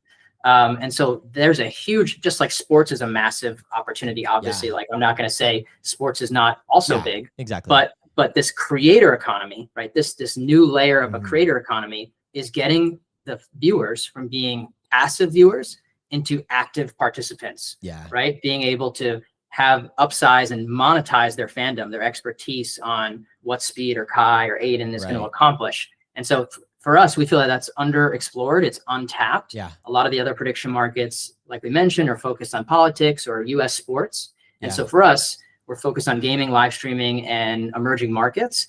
But more so than that, from a feature set, we're gamifying the trading, right? So you log in, you have your daily quests, you have to trade in new markets, you have to do a certain amount of volume, you get rebates back. There's leaderboard competitions, you're earning badges and achievements. And then a little bit of alpha. Tomorrow, we launch the ability for you to link your Twitch account or your YouTube. And so when you go live on Twitch, it actually shows up on your forecast profile, and people can track your P&L as you're trading and earning achievements. And you can give out these tokenized trading credits that we have. So all of this is like hyper localized markets on underserved regions, gamifying the trading experience, just like Robinhood did for options trading. And then, you know, offering more and more kind of financial services and features that appeal to those younger users. Yeah. Dude, I freaking love it. You know, whenever you talked about it, me, I was like very sold. It's like, hey, how can I get involved in any way? The first thing I wanted to get involved with was like, hey, like, let's get you in front of people, at least in front of my audience, in front of Wolves. We'll definitely clip this all up and send you over some clips, and then we'll also post some. But I will just say, Chris, as a friend, I'm just like super proud of like your journey, everything that you've done. Very thankful for the relationship that we've fostered over the years.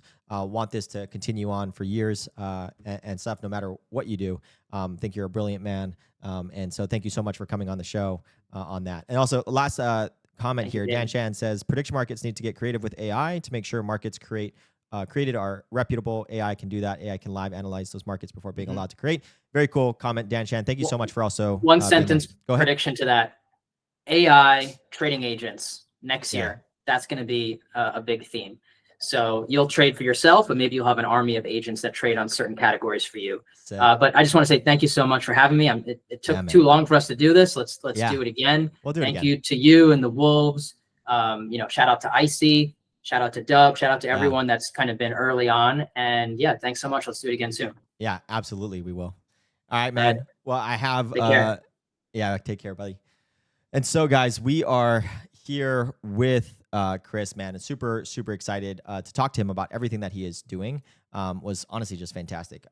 I'm obviously not into prediction markets from a fact of like I just have not committed my time yet. I do want a long stretch of time to really commit myself. I do have like a very much addictive personality. So when it comes down to it, I just need to make sure that I make sure that I'm taken care of when it comes to having my family and making sure that I'm like good to go from a prediction market standpoint on that. But a lot of good comments on that. I want to give a big shout out to some of the people that were commenting during the live show. And also shout out Sam, who just joined the chat. We were just talking about you, man. All good things, Sam. No negative about having a 4-hour show on Sunday. Freaking crazy, boy. Yeah, Kay, thank you so much for that comment. I wanted to kind of point out to that. I'm enjoying listening to both of you. I'm learning a lot. Please do more interviews like this. Definitely will do on that. Dub. Also, just shout out, like, if you guys liked what Forecast was doing, definitely go check out Dub. Dub does it every single day. He talks about Forecast, and he did something that he actually had a really good comment in here. I'm going to try to find it. Is that I like to do the daily predictions, I should say, because it's a really interesting way to stay in touch with what's going on in the culture in general. Yeah, to be, you know, you pay and you get attention. Like I always think about whenever somebody's trading something or if they want a good understanding is like have some skin in the game to like understand it. Like you're going to pay more attention to something that you do pay for. And so that was definitely super big. Where does this guy think they're liquidating? I have no clue. Dan Shannon. I'm learning right now. And then, do you think the CEO of Coinbase is going to be doing that will affect the price and even more next time? Yeah. Again, Dan Shannon, I think you called out everything that Sam called out to me whenever to talk me off the ledge. It just didn't feel like it didn't sit right with me necessarily of like somebody that like, if I'm somebody that's participating in mentioned markets and then like I have like the right to shoe in and then like somebody pulls out their a wallet or like stuff and then just says like the numbers, just doesn't feel right. But then again, that's just me. Like a lot of people like hated my specific take on it. So you can be one of them. Add it to the pile on that. Yeah, Chris is going to make me launch prediction markets on my own gameplay. Yeah, facts. L every single time on you, buddy. TGG and the Den guys. What's up, brother? How are you? Tempest Gaming Guild. Love those guys. Shout out Storming. Storming's freaking one of the best people I know. Chris with the pilot. Dude, I called that out too. Sam, hopefully you're proud of me. Yeah, I know. 4 hours is a grind. I was going to talk to you about it. I was just like, go, geez Louise, like, doesn't need to be 4 hours. But at the same time, like, you guys freaking, if it seemed quick to you, freaking keep doing it. Because, like, I was just saying I couldn't do 4 hours. That's freaking nuts to me. Nuts. But want to kind of just go off a, kind of show you guys what we have for the rest of the show here. We just talked to Chris Gonsalves, about co-founder of Forecast. Honestly, one of the most interesting talks that I had about prediction markets and everything like that. I had that conversation with him before, but I told him, like, can we have this on the podcast? Because I'm like more interested in more of the fulfilling of like these things of like understanding prediction markets. I understand them from my friends. I ask stupid questions for the audience because I'm stupid. Like, there's a lot of these things that like I want to dive down deep into that I just have not gone into. And that's also why I love this show. Yeah, dude. Sam. Got you, buddy. StarCraft. Zergrush. Tarian. Kerrigan. Come on, buddy. Went from 6 to midnight on that one, huh? Can we do prediction when Hunter x Hunter continuation will happen? Never. 2029. Before GTA 6 or after? Yeah, AE. That's a good question. Let's whittle on this a little bit. But like what predictions would happen with like anime and culture? Like the issue with prediction markets on anime is because a lot of it's manga driven, right? So you can't like bet on like stuff, and then like art takes a long time. So you kind of know, and that's how they do their specific marketing beats.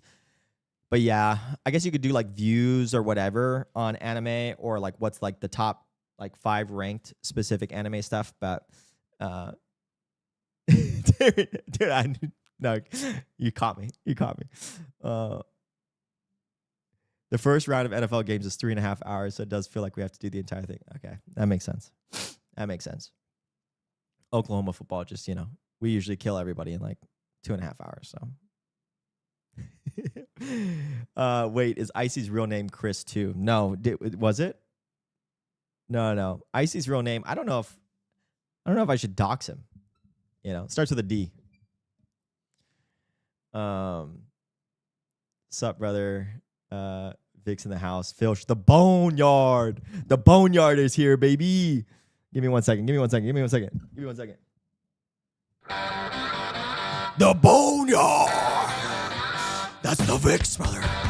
Introducing Vic's. The boneyard by Filch. There you go. Just hanging out with the beautiful people, baby.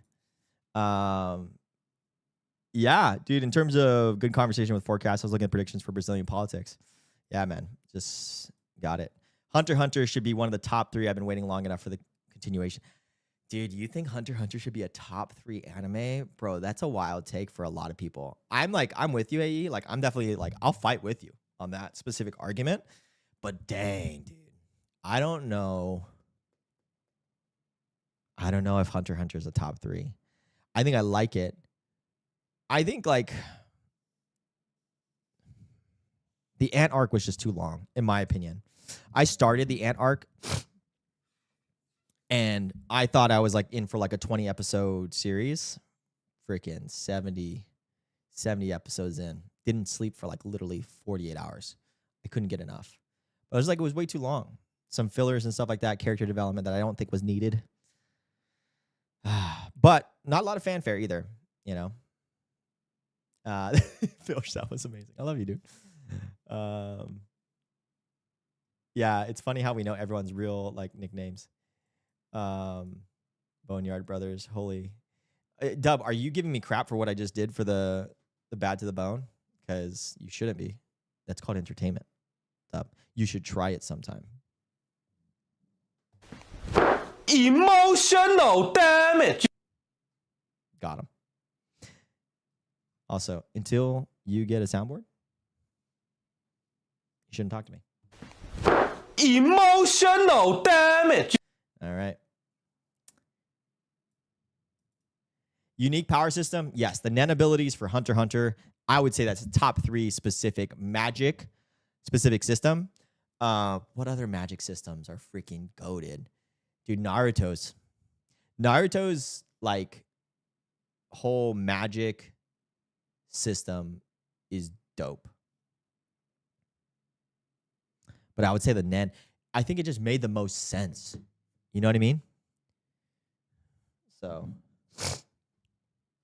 yeah, you do need a soundboard because you can't do the things that I do. Oh, we also have Chris Heatherly next, dude. I should probably play Chris Heatherly whenever he's like in there, dude. He's an Ultra Instinct type of guy. No, it's the WWE. That man loves some freaking Raw and SmackDown WWE. Dude, I don't know if I have anything WWE on here. Probably not.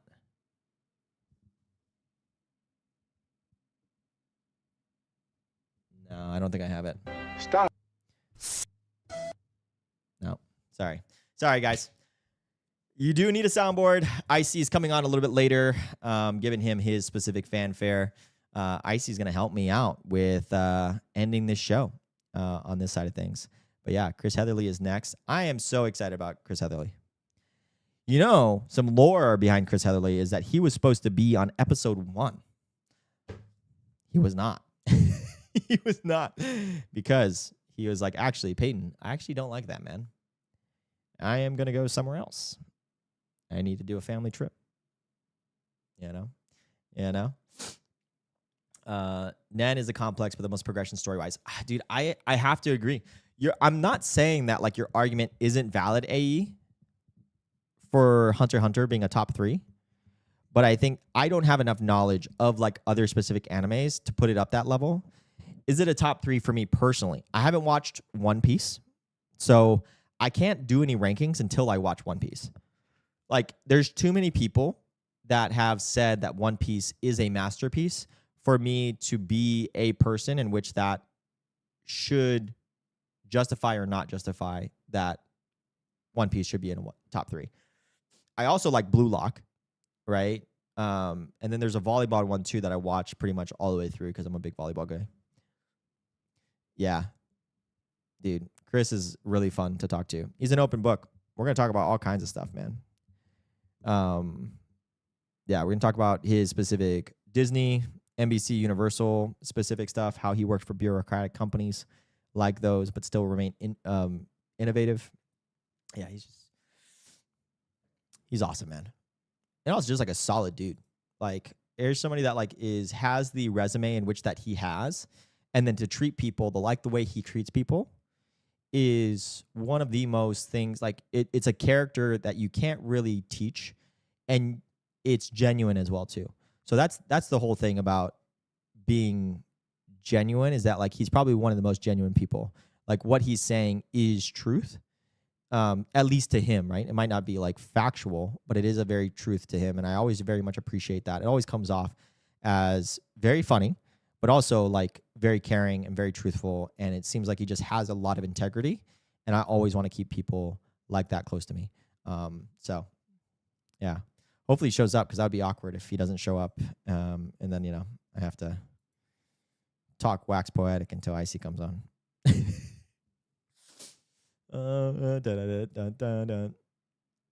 Chris will be, Icy will be named Chris for this episode, and so we'll have 3 Chris's back to back to back. One second, guys. I bet you Vix is going to post that Boneyard specific clip very, very soon. Dun, dun, dun, dun, dun, dun, dun, dun, dun. All right, guys, I'll be right back. I'm going to talk to Chris, and we'll jump it in.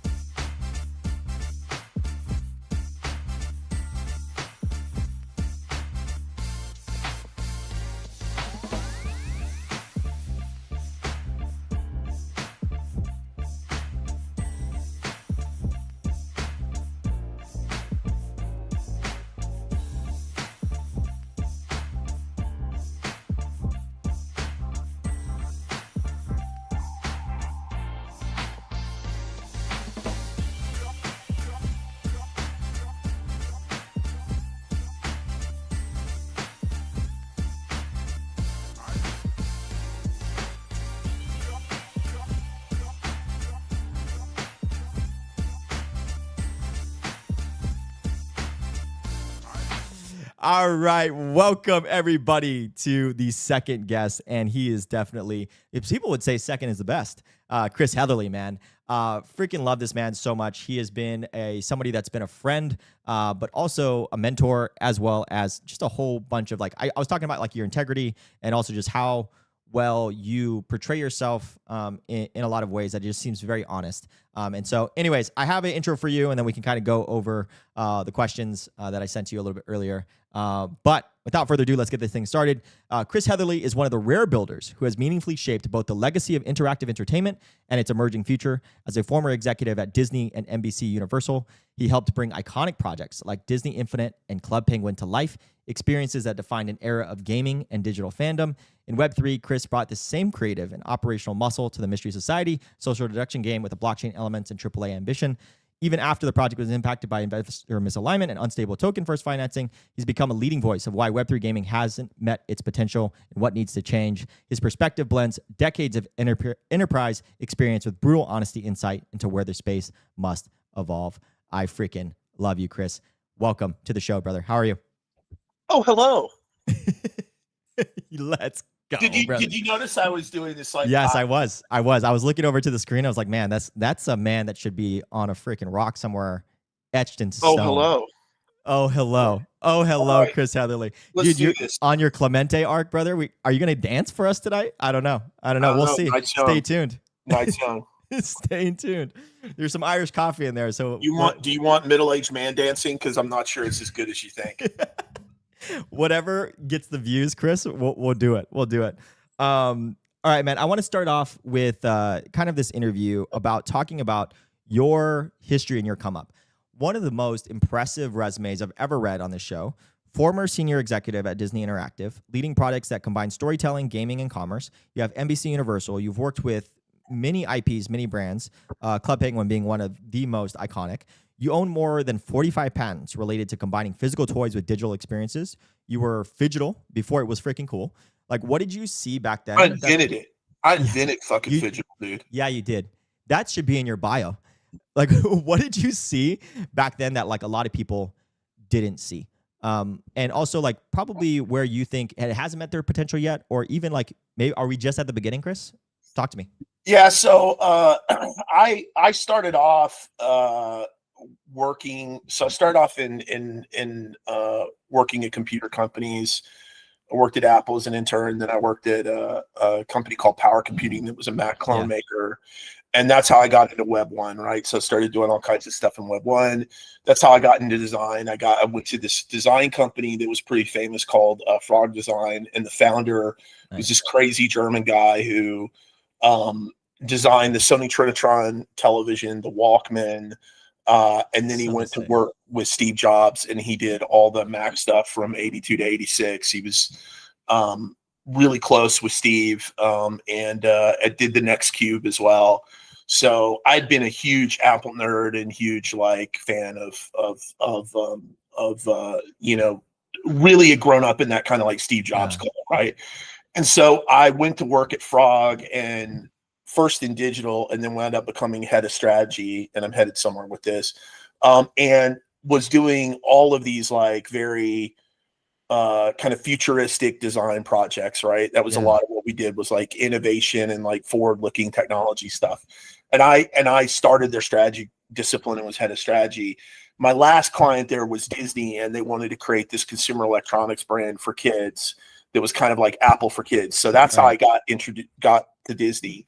And I built this consumer electronics brand for them and did all kinds of cool consumer electronics and all around the world. And then we wound up getting folded in the toy group. And so back to your phygital thing, the first thing I did in toys was this. They wanted me to think about how do we bring tech with toys. And so I did this tech toy innovation group called Toy Morrow. And we did a bunch of like future looking invention stuff, what they called thought invention at the time. So we were looking at like, we did like toys with we did like like robotic drone crazy toys. I did a Wall-E that was a robot Wall-E. I did a robot Buzz Lightyear. I invented toys that could interact with an iPad. I had I have a patent on toys that can see with computer vision. Oh, that's awesome. On a patent on augmented reality board games. And there's a bunch of other things. So we like prototyped a bunch of stuff and came up with a bunch of stuff. Some of it went to market. Some of it was like too early. Yeah. But that's when I started feeling like there was a opportunity for hybridization. We did this we did another project called Wii Toys, where we were trying to make like Wii peripherals that you could put your remote in. Like we had like these like fairy wings you could put on and put the remote behind you and you could fly in games and stuff. So we were, we were kind of ahead of our time with stuff like that. But that's what got me into, my background had been like Silicon Valley, Web 1, all that other stuff. And then I wind up running this toy business that I didn't, anticipate. Yeah. And, that 3-4 years that I ran Disney's toy business was awesome because I got to do, Disney Princess and Cars and Toy Story and all that stuff. And I became like a toy geek and a toy, like I'm still very well regarded in the toy world. Damn straight. As you should be. Because I left a big impact when I was there, but I was only in it like 3-4 years. And then I wanted to get back into tech and go over to, and that's when I went over to Club Penguin. But, and my first thing with Club Penguin was doing the toys for Club Penguin. And I saw that as an opportunity to kind of do the phygital thing for the first time. Yeah, as Sam says, like, good Lord, Chris is so much cooler than me. Yes, and Icy, you're after this man, so good luck.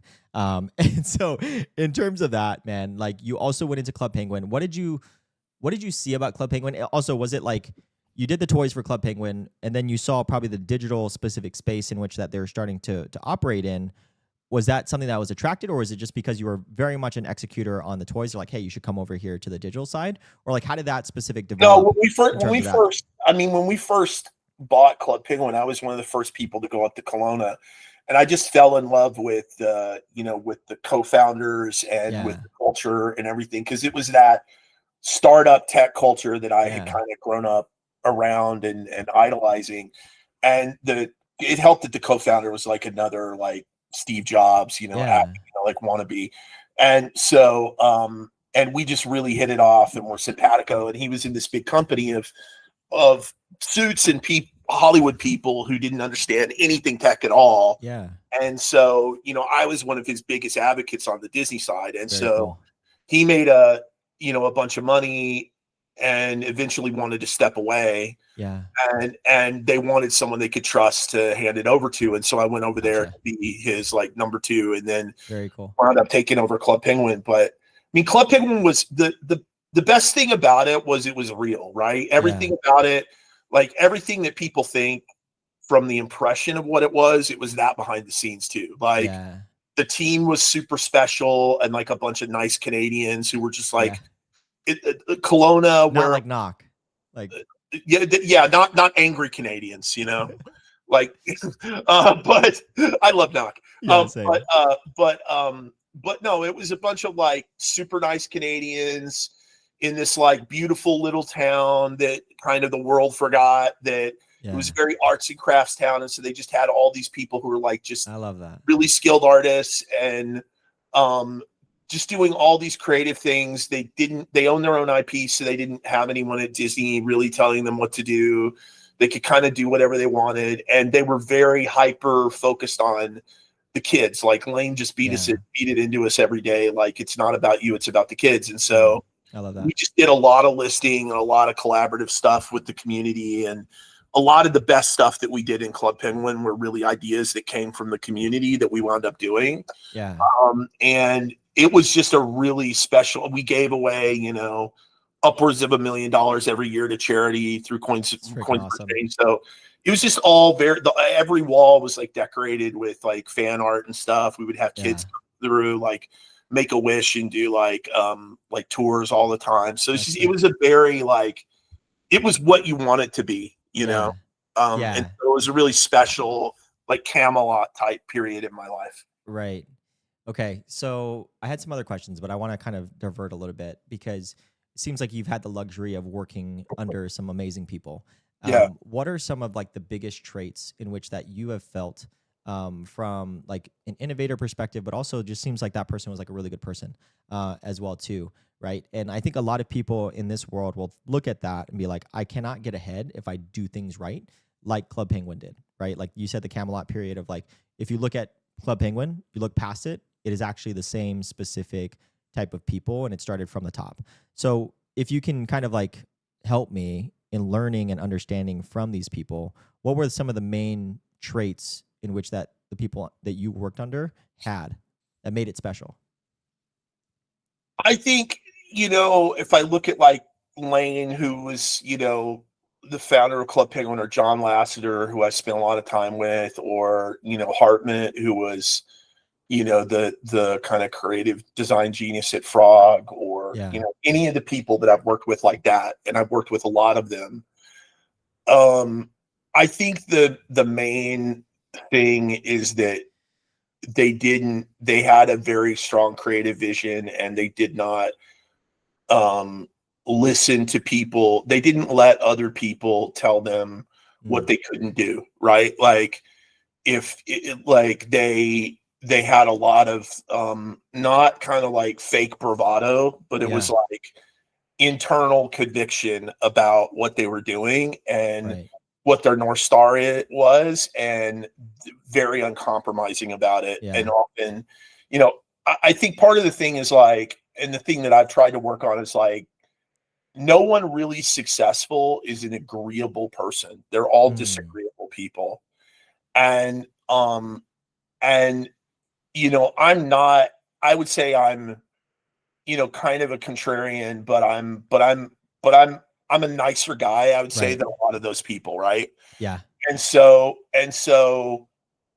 I've learned over time that like a lot of the being a dick stuff is just insecurity, it's insecurity when I do it, it's insecurity when other people do it. Yeah. But you have to be really, everyone is going to try to get you to like water down and whittle down and whatever it is that makes your thing special, and tell you it doesn't matter. Like when I was doing my startup, I posted about this, but like, I had VCs telling me like the game doesn't matter. It's not about the game. It's about the token, and trying to pull me into this like financial, trying to one, make it into something they could cash out on. Right.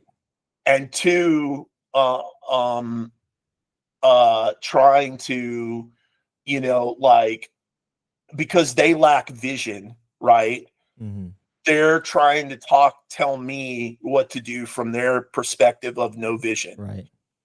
But they invested in me. And so what I should have said to them is politely fuck off. Right. Because even though I'm a tough guy and can take it, like having a lot of people in your ear being like not supportive, but not really constructive. Like you have to get because they put that little question in your mind, right? Yeah. And it just brings your energy down. Like, I talked about a little bit about one of my VCs, but I would launch stuff on like we would do a big launch, and the team would be excited, I'd be excited, players would be coming in, we would all be pumped, and it would feel kind of like when we launched things on Club Penguin. Yeah. And then I would get some text out of nowhere that we need to jump on a call right now so you can yell at me about how I'm not launching a token. Like, why are you talking about this, not the token? And what I should have said, honestly, and I would do this time, is because I want to be a nice guy. I'm like, okay, fine, I'll listen to him and I'll be patient. Right. But what I should have been is like, no, today's launch day. This is where my energy is. If you don't have anything positive, any wind to put in my sails, I'm not talking to you. Right. Because all it did was like it took something that should have been the energy that fed me to the next round and sucked the life out of me. All these guys that I know, like Lasseter, for example, like Lasseter, I remember one time, so I had this dinner with him one time where I got him inducted in the Toy Hall of Fame. And they said, and so I wanted him to go to New York to do a bunch of events for Toy Story 3. And they said, well, he can't do it because that time of year he's with his wife on vacation to Hawaii every year. I said, well, what if I get him in the Toy Hall of Fame? Yeah. They said, well, then he'd have to go. Yeah. So I fucking brutalized everyone to put him in the Toy Hall of Fame. I told all of our licensees, if you don't vote for him, you're dead to us. Like Yeah. I'm whipping the vote count. I'm taking notes. So I get him in. I call him. He beat out George Lucas. So I called him, and I go, and he used to work for Lucas, right? So I call him. I go, John, we got you in the Toy Hall of Fame, and he's a huge toy geek, right? Because he made Toy Story, and he's like, and I go, and you beat George Lucas. He's like, you know. So we go to New York. We do all this stuff. He's treated like the king. He gets Lego builds a Lego statue of him. Mattel builds this Mattel Ken doll of him that says, I'm a hugger, wearing the Hawaiian shirts, like all the stuff. And so we have this dinner, and it's like literally the 5 families of the toy company, of all the toy companies, head of Mattel, head of Hasbro, head of Lego, everyone. And I'm sitting next to John, and you know, has a few Pinot Noirs, you know, and he's feeling wistful, and he's sitting there, and he goes, you know, I don't tell people this a lot, but he's like, the truth is, I used to tell people for 10 years after I left Disney that I quit. He's like, the truth is, I got fired. And he said, I went home to my family's, to my parents' house in Whittier, and sat in the kitchen and cried, and I cried and cried. I thought my dream of animation was dead. And the only job I could get was working at this startup 3D company that I had a good relationship with Disney because I believed in 3D. And that was kind of why they fired him, is they were like, what do you, like, this stuff is never going to work. And he was like, and I was doing their manuals and their, like, you know, CD-ROM design and stuff. He was like, I never thought I was going to get to do animation again. And then they asked me to do a short, and I did a short, and it won an Oscar. Amazing. And then I did another one, and it won another Oscar. And then Steve Jobs said, you're not a software company. You're the next Disney. Right. And so, anyway, the reason I tell that story is everyone I know that's really, really, really successful has had the shit fucking kicked out of them like that. So much that, like, they're past wanting to be agreeable with the wrong people. Do you know what I mean? Yeah. And they're uncompromising about what they want to do, because they're like, this may be my last shot, and I'm going to do it my fucking way. Yeah. So that at least if I fail, I could say that's what I wanted to do. Damn. That's so strong. Whew. All right. That is, like, fantastic. And I want to actually lead this into the question I was going to leave for last, but I'm going to bring it up now. Your company is called what's, like, the Great Big Beautiful Great Tomorrow. Big Beautiful Tomorrow, yeah. Shining at the end of every day. There's a great big beautiful tomorrow, just a dream away. So what is your dream, Chris? And, like, what is your great big beautiful tomorrow, if you can make it? I mean, I think it's a little vague. I just think we're at a point where I think the culture wars have chewed up culture, right? Like, all the stuff that I grew up with, like Marvel, Star Wars, you know, all that stuff. Younger generations don't have the same connection to it, but also, like, the culture wars and, like, all the political stuff, like, nobody wants to touch it anymore, you know? Yeah. I feel like there's a revolution going on in games where it's, like, moving towards a more democratized style of gaming, whether it's game development, whether it's, you know, indies on Steam or Roblox and Fortnite. Like, things are, the reason I got excited in about Web3 is I love the idea of, like, players being able to earn from games, that, like, players being able to help build a game with you. And because Club Penguin, you know, I just imagine it like Club Penguin, where it's like, if kids could have done jobs in Club Penguin and earned, it would be child labor. So let's not call it shit. Let's say they're a little older, they're, like, in their 20s.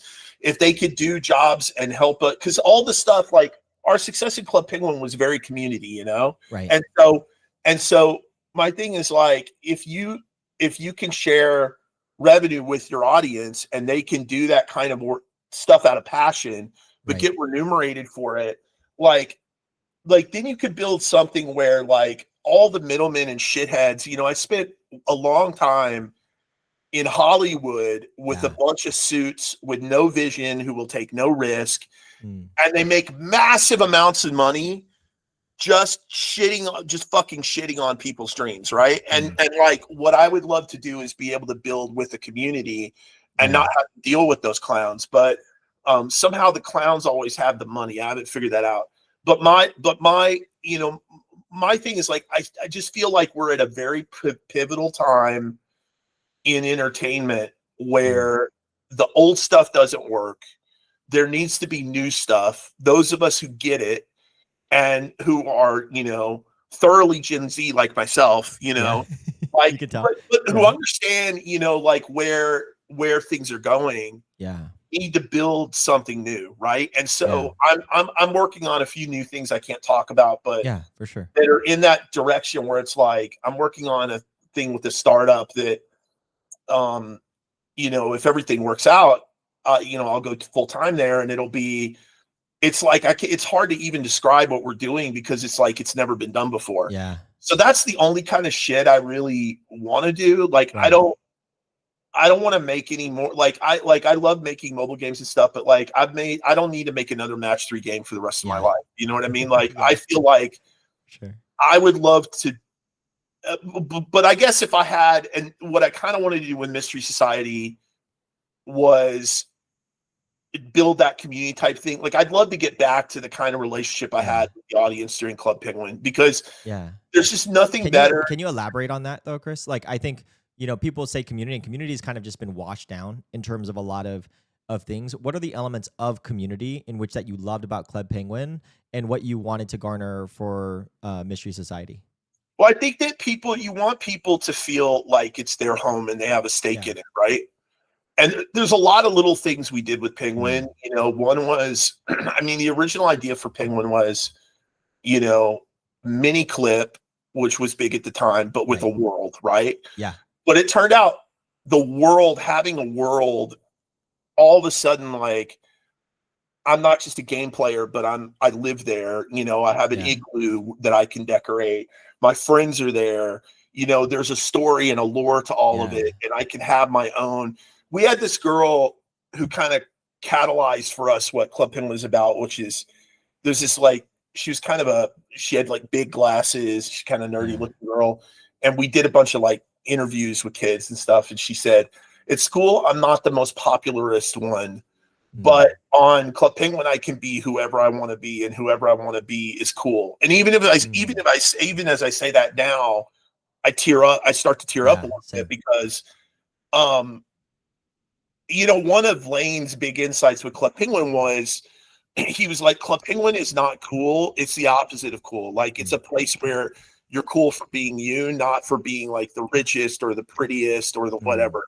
And he's like, part of the reason Club Penguin works is because they're dopey penguins, you know?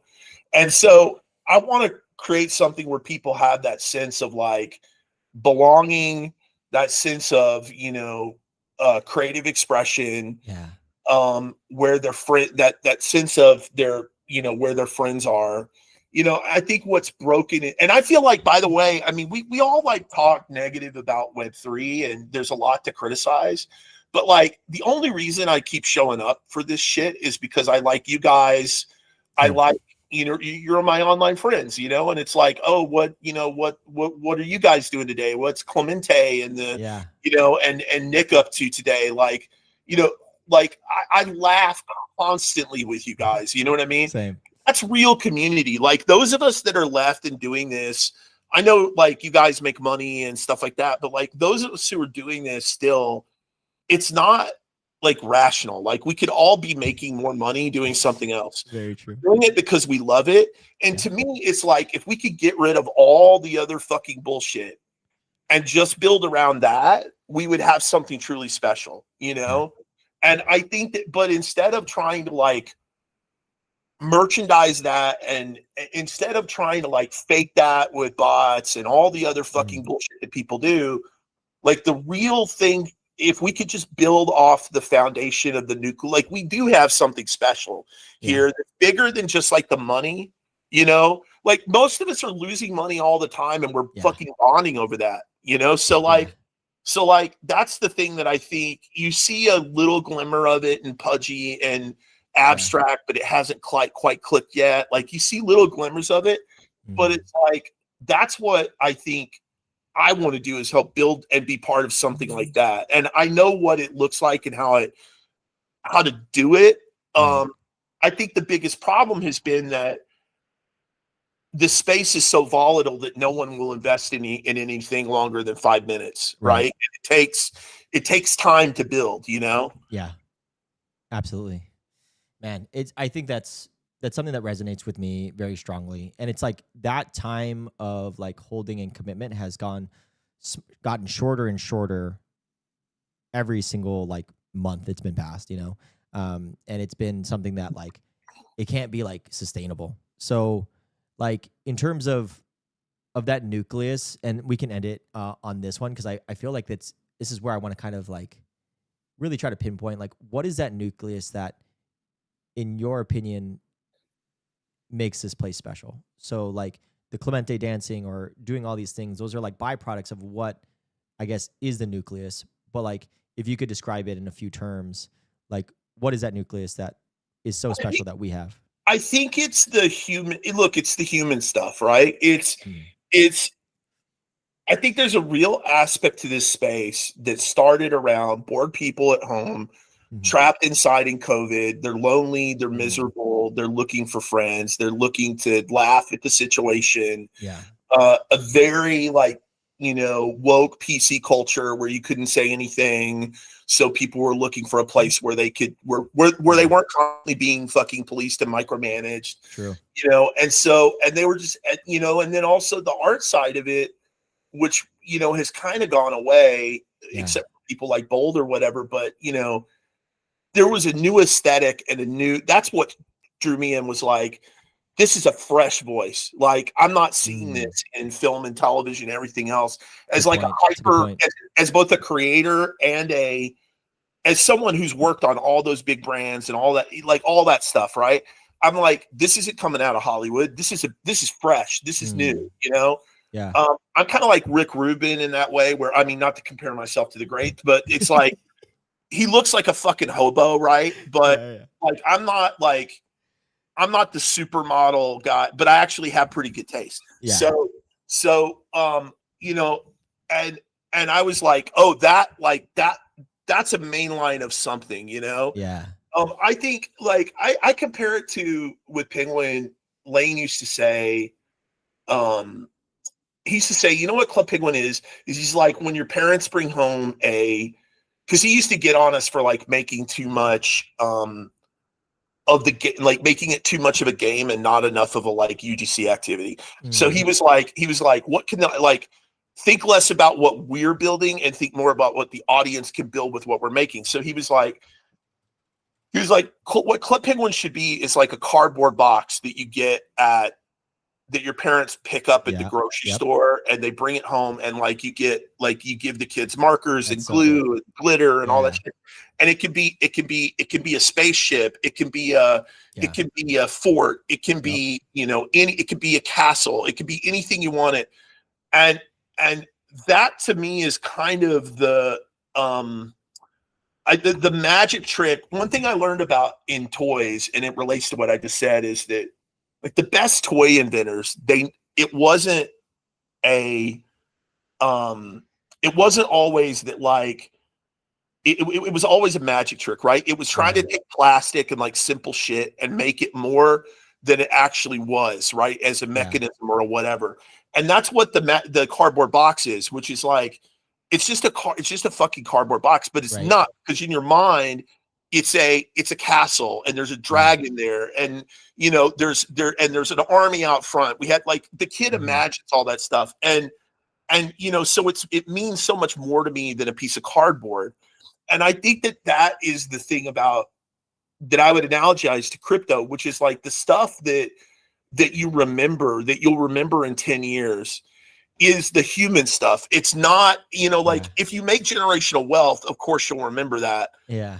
But the stuff that your heart will go to will be Clemente dancing and Nick. Yeah. Like my favorite thing with Nick, for example, is this is why he's brilliant, is he's very funny, but the joke is often about like he's got this bravado about his character, Choose Rich, but then we expose sometimes it like he's actually single, he doesn't have a girlfriend, he's lonely, and they'll zoom in on him and just leave the camera there for a second where you're supposed to feel sorry for Nick.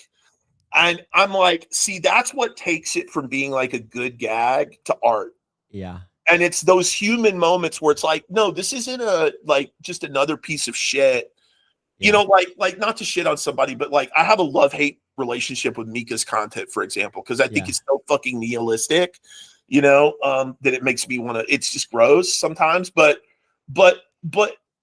it's like she doesn't have that vulnerability where like I go like, oh, I'm on her side. Do you know what I mean? Right. Like it's all I'm cooler than you, I'm better than you, fuck you, and there's you can have that if you have a moment, a beat of being real, right? And I feel like the best characters in this space have that. And so I guess what I'm trying to say is that Club Penguin was not the best.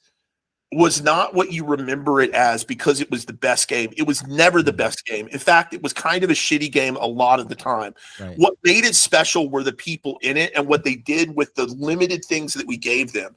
And that's the same way I feel about crypto is it's not, and this is why I get a little depressed about Jesse's arc is I feel like instead of going to what's truly special about this space, in my opinion, it's like following the most degenerative nihilistic shit that like actually grinds people out and makes them want to leave, and it's like I don't want to participate in that. I want to participate in the thing that makes people want to stay. You know what I mean? Yeah, I do too.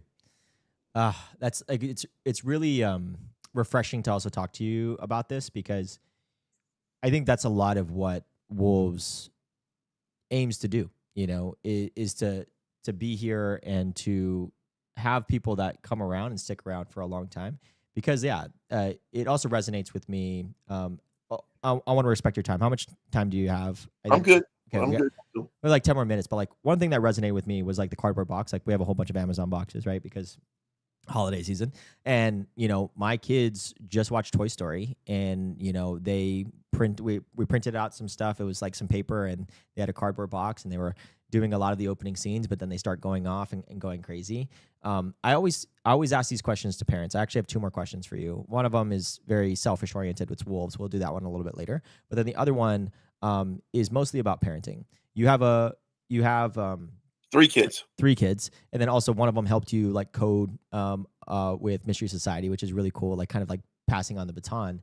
But like, how do you raise kids in this day and age? You kind of talked a lot about it, like, the kind of the predicament in a lot of the culture we are now, but how do you raise kids in this environment? And I know obviously I'm a parent as well too. You can never be perfect, but what are the goals for your kids in trying to try to raise them in this world? I think number one, a lot of the old school shit works, right? Just be the best person you can. Use your, one thing about Club Penguin is it made me a better person than I really am. Right? It made me want to be the guy that everyone thought I was. Yeah. And I felt like that as a parent too, right? It's like there are times in your life where like the call is for you to step up. So I think first it starts with the example you set and who you are at home. That's what they're going to emulate, and the relationship with your spouse. And what do you do when they fail? What do you do when they get angry or when they get in trouble at school? Like, how do you handle those situations? And can you be tough and set limits, but also supportive and loving, right? I think those are important things. I think the other thing is just help your kid be who they are. I always say to parents, like the parents who have the worst relationships with their kids are the ones who try to control them the most and who try to micromanage them in a way that they're just, it's more about like, I feel the need to control your behavior rather than like, rather than like, I'm just going to help you be the best person you could be. Right. And so, look, I've had hundreds of people work for me. I've had to manage a lot of people, so I've learned a lot I mentor a lot of people. So I've just learned, I have that spirit, and I've learned a lot about I think you do a fantastic job. I just want to add.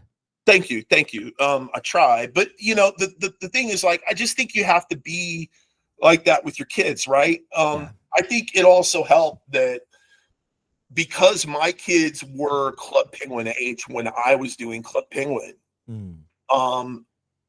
I was very aware of the internet stuff. And because the thing we didn't tell people, right, is a not small part of my job was to bust pedophiles and scammers and people that were trying to take advantage of kids, and kids who would come on and threaten suicide. And like we had relationships with the FBI, the British version of that, all over the world, and we would send cops into to intervene sometimes. One time we had a group of, I'll tell you real quick, we had a group of kids who hacked, who were being used to hack into Disney. And so they were being used to hack Club Penguin. And so they were hacking Club Penguin, and we wound up having it was like taking the site down a lot. And so we hired a PI. We hired a group to, because Disney has this, because they have to keep the parks safe. The head of security at Disney was former FBI. And so we had these PIs like figure out who these kids were. And so one day I come home and I've got the dossiers of these kids that had been hacking Club Penguin. And I bring my kids over and I go, see this? I'm like, let me show you something about the internet. What happens when you fuck around? I was like, see this? See Johnny? That's a picture of Johnny outside of his school. What he doesn't know is when he gets home today, there's going to be a former FBI official waiting for him to have a chat with his parents. So this is what happens when you fuck around on the internet. And that kid taught the PIs were telling the parents. And this mother is like, I told you not to fuck around on that computer. I told you. Like hitting him with his shoe while the guy is trying to talk sense to her. Yeah. But there was a real serious thing there, which is behind them was like a real sinister guy. So, part of it is like I raised my kids to know that the internet can be dangerous. Be careful what you share. Don't take it too seriously. But a lot of it, dude, is like, be centered in your home and your family and your relationships. Yeah. If that's where your kids look for their self-esteem, they're going to be okay. Yeah. If where they're looking for their self-esteem is on the timeline, they're going to be very miserable. Right. That's my advice. That's good advice, brother. It's good advice. All right, last question, and then I'll let you go, brother, is, you have been, me and Sam have also been talking to you a lot, right, for like Wolves and all that stuff. I want to just public documentation for just like, what advice would you give like Wolves and like how we should take it in this specific area, especially in the state of like Web3 games, et cetera, et cetera. But would love to put you on the spot because we've also talked about this a lot in the background. But want to put it on documentation as well, too. I think you guys are fantastic community builders, right? Yeah. And there's really something authentic around Wolves, and there's stickiness to that community. And so the first thing I look for is like, do people want to show up if they're not getting paid or if they're not like whatever, right? And we all keep showing up. So that's good. I feel like there's nothing like it in the rest of gaming. And, like the social networks that existed for me coming up in gaming were like, you would go to the GameSpeak conference, you would go to all these conferences, right? But those are all like biz dev oriented. And I have a lot of friends who are in that, but a lot of them are retiring now, And so those social networks are kind of the old social networks are disappearing. It costs a lot of money to go to these events. Young people can't go. And like, there's this schism. It's just another one of these ways that I feel like Gen Z is on a different planet from everyone else, right? And there's a lot of people like my son, right, who are young in gaming, who want to be part of some kind of like fraternity of game interested people.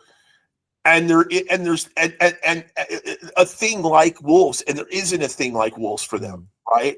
Yeah. And so the thing for me is not what can you do with wolves, but what do you want to do with wolves? And that's what we've been talking about is like, I think, I think the thing is, how do you open it up beyond Web3, which I think is too limiting, and like we talked about, like tech forward gaming is a good vehicle for this, but like kind of the constructor of fun and versus deconstructor of fun. Well, that's like what we talked about is like, because look, I'm friends with the deconstructor guys. Hi guys, I love you, but like their thing is like, I feel like they are the deconstructors of fun, where every week the show is about, let's talk shit about somebody who's fucking up this week. Who can we dunk on? It's mostly retrospectives, which retrospectives are usually how you can be better. And well, that's what deconstruction is, right? But the problem with that is that it's turned that pod into being anti anything new, and there's no constructor of fun. There's nobody there saying, like, if you looked at, and I know there's an audience for it, because if you looked at my LinkedIn accounts, I'm one of the most visible people in gaming. I have one of the big followings. You looked in a mirror lately, buddy? Well, thank you. But there are people who are much more, let's say, who are sitting in bigger jobs than me right now, who have way smaller followings, partly because I'm active, but also because a lot of what I do, to use a wrestling term, is I put people over, right? Like a lot of what I do is like, I look at stuff Sam's doing. I look at stuff Jonah's doing. I look at stuff that I talk about the stuff that not everyone is talking about, right? I talk about the stuff that's new, that's happening. So like the people who follow me, they look to me as like, oh, Chris is going to find that thing that I should be paying attention to, but all of the suits in this industry are not, right? And I'm not, and so I feel like there's it's just wide open right now for voices like that, and for people that have, especially younger people who have that take. And the other thing I'll say is like, Gen X is not going to do it for you. The boomers are not going to do it for you. They're all trying to hold on to their fucking jobs, right? You guys are going to have to create, honestly, a new games industry for yourself, because they're not going to hire, like, you're lucky if you get hired. My son, my son's got a job, but his best friend went to game school, 4-year program, one of the, like not the top school, but like, let's say one of the top, has not been able to get a job in gaming in 2 years. And like, that's, so many people are in that situation. It's not going to happen for Gen Z if you keep knocking on the door of the fucking boomers and Gen X. It's not going to have the millennials, and the millennials are fucking hopeless, right? So it's only going to happen if you guys build it. And that's why I feel like what you could do is just expand that fraternity, and you should just follow your passion in that way. Like when we talk, you tell me like, oh, I'm not passionate about this, I'm passionate about that. That's a great way to go. Like, know what you're passionate about, lean into the passion, and people will come to you because you have that light. Do you know what I mean? And having the light is really important. Like, if you don't, a lot of people in the space, they don't have the light, and that's why they have to front. But if you have the light, people want to come to it, like Moz, and so or wolves. Yeah. I freaking love it. Well, Chris, dude, it's been honestly a pleasure. The 45 minutes went by freaking quick. And Icy's right after you, and he's just like, I'll relent my time. I was like, no, Icy. No. Say what's up to Icy for me. But dude, I love you. I just wanted to also just say, like, it's been the last, like, I guess few months, we've just talked a lot more over, maybe we've like touch points, like maybe once or twice, like every quarter before, but like getting to talk to you now, just, I've kind of talked about it before the intro, but before you came on, was mostly like, I have just the utmost respect as like a father, as somebody that's also professional and has achieved the things that you have, but also remaining open-minded and has been like very hard. I think like you've worked for very corporate. I've worked for the Navy, like very bureaucratic specific things. You talked about suits a lot.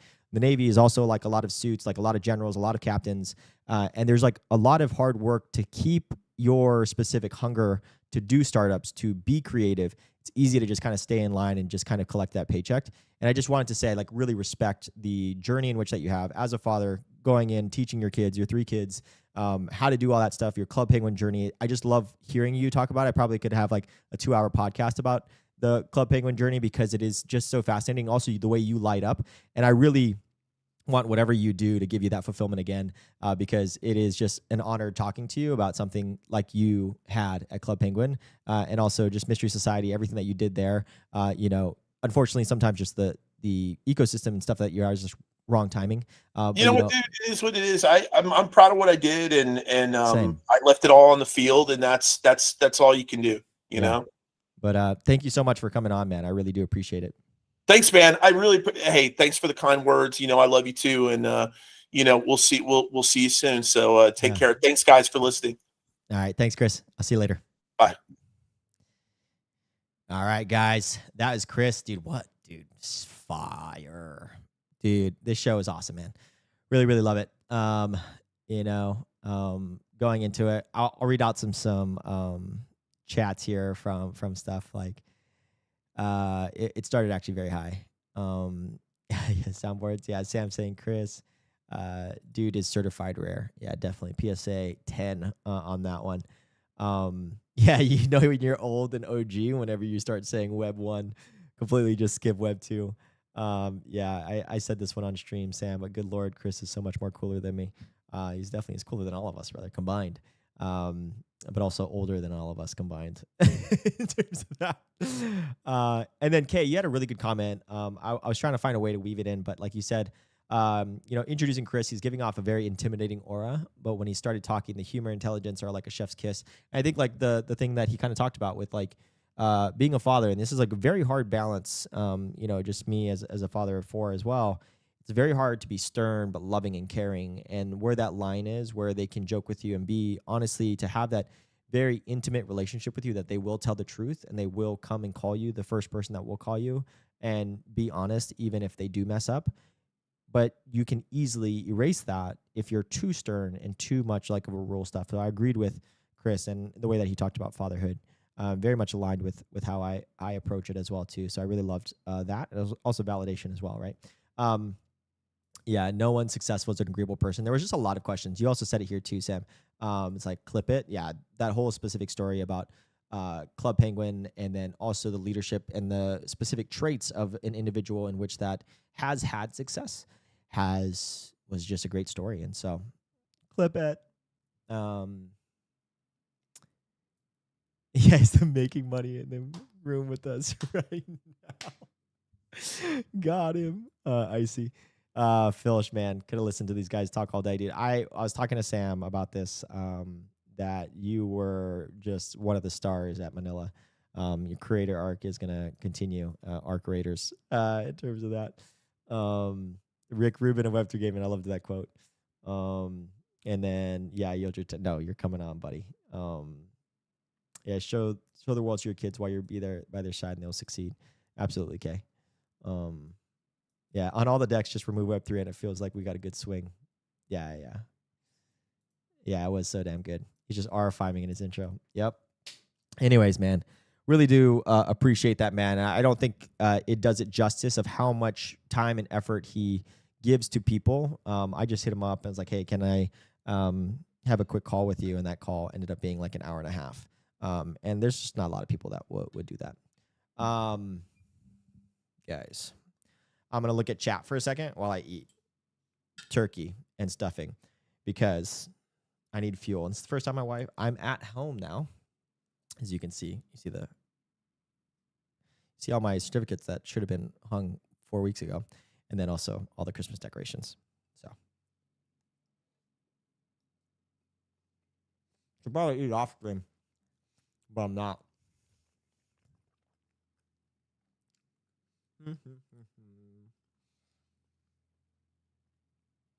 Need some fuel before icy gaming. Also, intaking turkey. I'm about to be knocked out unless we go into Speranza icy. We just turning the stream into Speranza. Let's freaking go. That's not cool, brother. Not cool.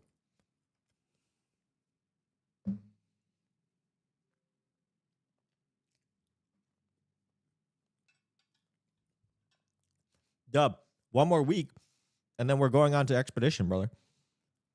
I'm prestiging.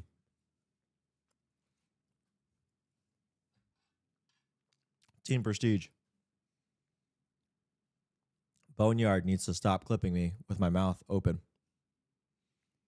Vix, I'm talking to you.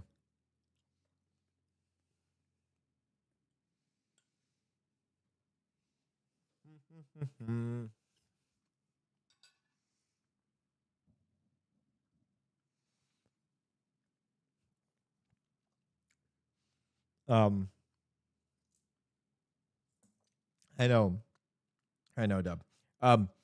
What do you guys think of like Chris in terms of the advice for Wolves? Me and Sam have been talking to him a lot in terms of that, like him, as well as Oliver. Those are two people that I just really respect from an industry experience, but also just people that care about Wolves and care about community. Oliver and Chris, and two different type of people too. So from an advisor perspective, it'd be very interesting to get their takes on things, you know? And so me and Sam have been really like talking to them. I was like, hey, would you be interested in possibly advising Wolves on the next direction that we're going to do? And then Chris said something like, I forgot, Sam, what did he say? He said, only if you call it alpha gaming. But I love Chris, man. Really, really awesome guy.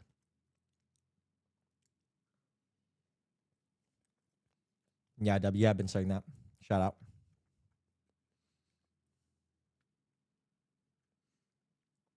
But I love you guys. You guys are my ride or die. I'll do anything for you guys.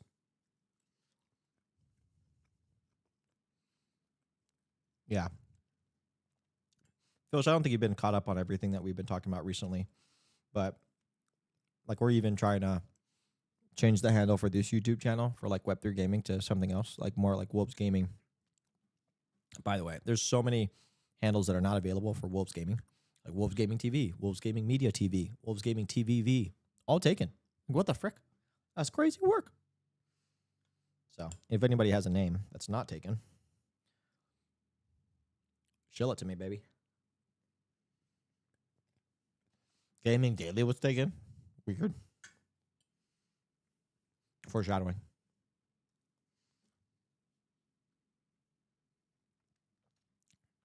Yeah, literally.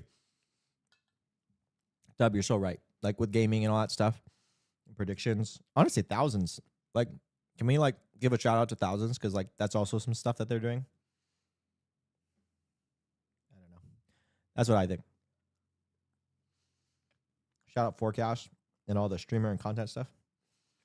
I don't know, man. I love this industry. Never leaving.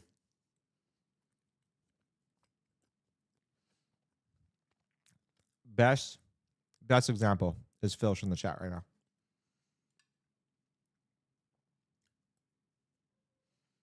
Yeah, you can't random generate that stuff. Probably Wolves Gaming Go is not taken.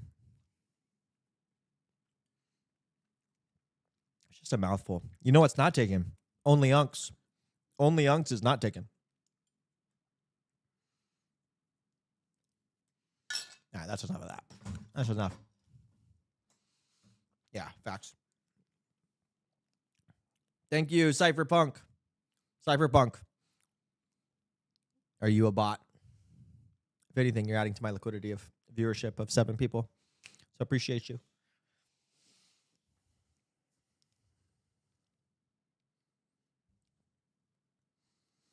You know, the thing about bots, though, Wolves predict. No, absolutely not. Going into GDC and PAX East of like, oh, what's your channel? Wolves predict.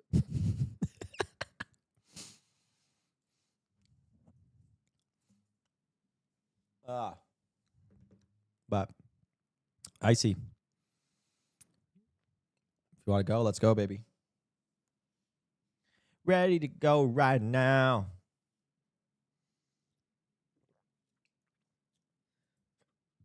Oh.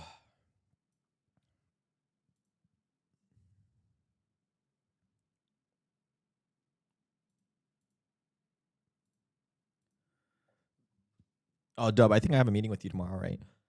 We're talking about all this stuff. So I'm excited. All right, guys. Be right back. Talk to Icy first. Then we're going to go.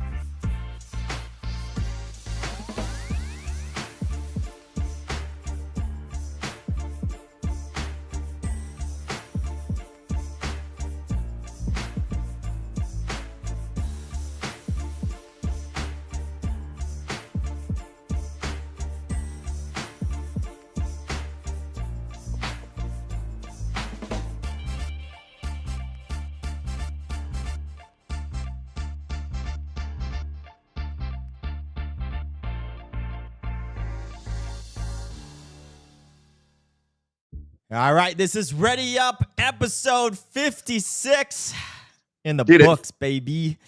Wait, where's the air horns? Because I always used to do that too.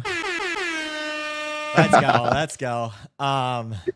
Feels like Ready Up. This is great. I have an intro for you, so I'll read it, but I'll go off from the heart after that. But anyways, Icy is the voice of Web3 gaming timeline or crypto gaming timeline. Crypto gaming's on the rise. I'm like out of breath because I changed clothes into this from my closet downstairs.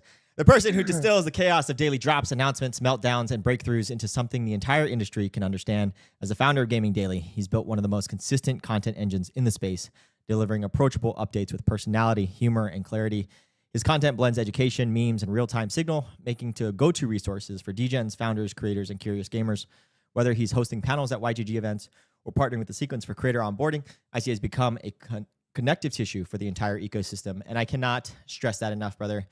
I think your positivity, the amount of work that you put in, the 250 plus episodes that you did, it is so hard and so difficult to do that on a reoccurring basis. It takes discipline. It takes a specific passion. It takes, and whenever you told me the idea and I said you're high, dude, there's no freaking way. You said, I just want to give back to the space. And that is just the definition, that the one sentence that I can probably summarize you in is like, you always just want to give back. And that's regardless of what you do. It is something that I just very much cherish about our friendship. The long calls, the long talks that we've had, the ability to, talk to me in a very loving and hearing way, but also then receiving very good constructive feedback is always somebody that you want, somebody that in your life, in your corner, and you are that for me. And yes, AE, changing magic, and I'm out of breath. But brother, welcome to Alpha Wolves. How are you? Brother, you're going to make me cry, man. Hey, man. Good thing that you have so much brightness on exposure on your light that no one's going to see it. So I'm just kidding. You don't. Well, first of all, it's an honor to be on Alpha Wolves. I'm so excited to be here. Thank you for having me. Long-time listener, first-time caller. Yeah. I thought we were going to be twinning. I got all excited. And then you pull a fast one on me. Thank you for wearing the jersey. It was listen, these are inspired by, Wolves Den, Creator Den, Wolves merch. You guys got the best merch in the game. Yeah, buddy. That hat is fire. Yeah, that hat was definitely by far probably ranked number 3 or 2 on the. We gotta get this in the front. And yeah, man, it's an honor to have our own jersey. So thank you for rocking it. Yes, dude. Shout out to AE, and also like Lau did not want the collars. I wanted the collars. Me and Sam wanted collars, and Lau was like, no collars. And I love the collar. I love the collar for the first one. Version 2, I think we're gonna go with the flat. Just crew neck, which I'm excited about. Teaser, alpha, spoiler. You know, it's Alpha Wolves. We got to bring the alpha. But yeah, man, I love you so much. Thank you so much for the kind words. Yeah. If I have become a connective tissue, it's only because of Wolves and you and Sam and the community and home that we've built, that you've built. That Chris was speaking to. Shout out to Chris Heatherly. Dude, boy, I was loving that interview. Also, shout out to Chris Gonsalves from Forecast. I guess. Chris. I guess. You need to change your name to Chris. I see Chris Gaming today. Oh man, yeah, dude. The journey has been really great. And one of the goals that I wanted to kind of talk about this is because we have such an overlapping audience. We've gotten closer through the years, and I've got to know and experience as a business partner with Ready Up, as a close friend, like turned family member. Like Hannah knows about you, my kids know about you. I get to know about IC. That's not the Gaming Daily IC. It's not the IC Gaming IC. It's mostly just like the person that I know and love. I won't dox your real name, but IC, right? In terms of that aspect of things. But my name's Docs. People know, you know, it's Chris IC Gaming. Yeah, Chris IC Gaming. That's what it is. And so the aspect that I want to kind of get into is mostly your journey into like crypto, but also like I feel like it stems back, and hopefully I can get some personal stuff, but like your family, the way that you've been raised, just the way that you approach life because of that upbringing. Something that I respect from you, as well as I share the same specific, like, you know, stuff. Maybe it's the Asian culture or whatever. It's like, you know, retiring your parents, you know, going in and doing things that are for your parents because they've made the sacrifices for you. So want to go way past even your professional career, but like talk about your family specific upbringing and everything like that, and how you kind of got this entrepreneurial spirit before you got into Web3 gaming. I love that, man. I'm an open book, so I'm here for all of that. I guess just to speak to it, and we can go whatever direction you want to go, but kind of piggybacking off of your conversation that you just had with Chris on like how you raise your children. Yeah. I am the person that I am today because of my mom. Yeah. I was the only child to a single working mom. And my parents divorced when I was 2. I know my dad, we have a good relationship, but I was raised by my mom. Yeah.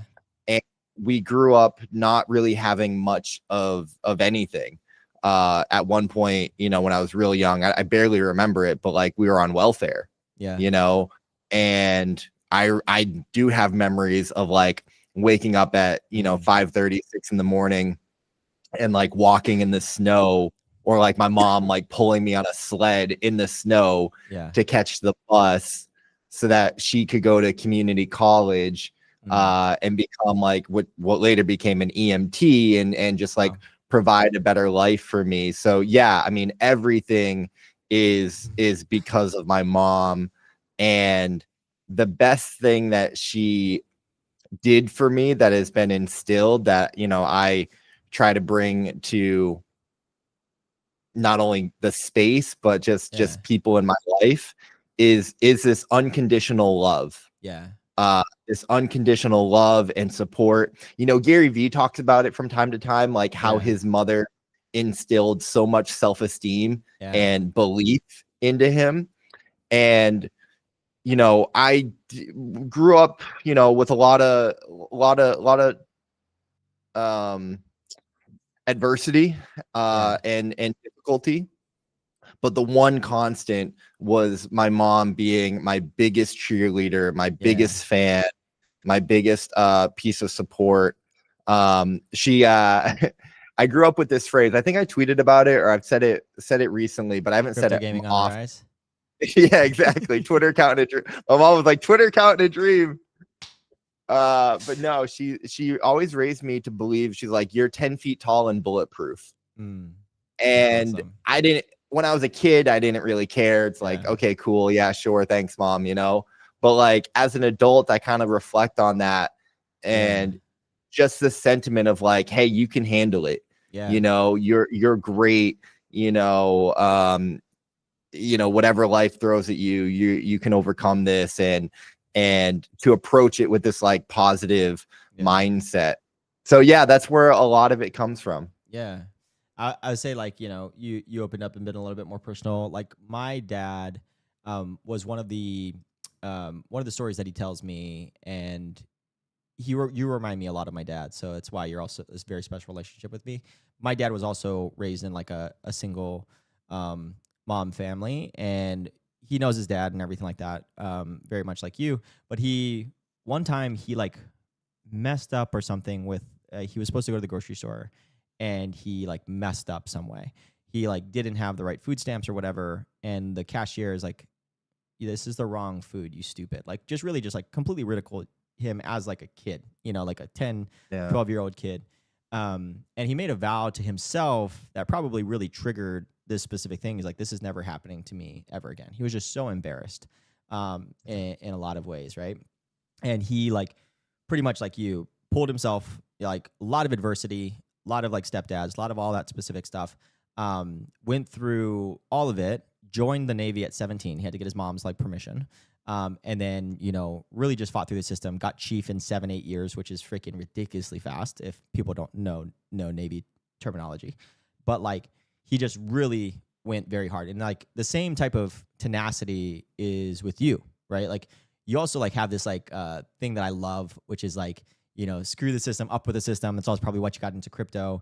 But like, you know, you also had like skating. You were super big into skating. I want to kind of like, I don't actually know too much of your lore on like the skating specific that lore. Like, I want to kind of know more about it. Like, what did you like about the skater specific stuff? There's just so much stereotypes. I'm just like, I think Ice is like a perfect stereotype for a skater. But like, what was it about that like really drew you to skating? Like, why was it your passion and all that stuff? Best skater in Web3. Wasn't enough to get the award done, but you know, maybe I should stick to skateboarding. Yeah, exactly. There's a new award this year, best skater in Web3. IC Gaming. No, I love the question, man. Thank you for asking.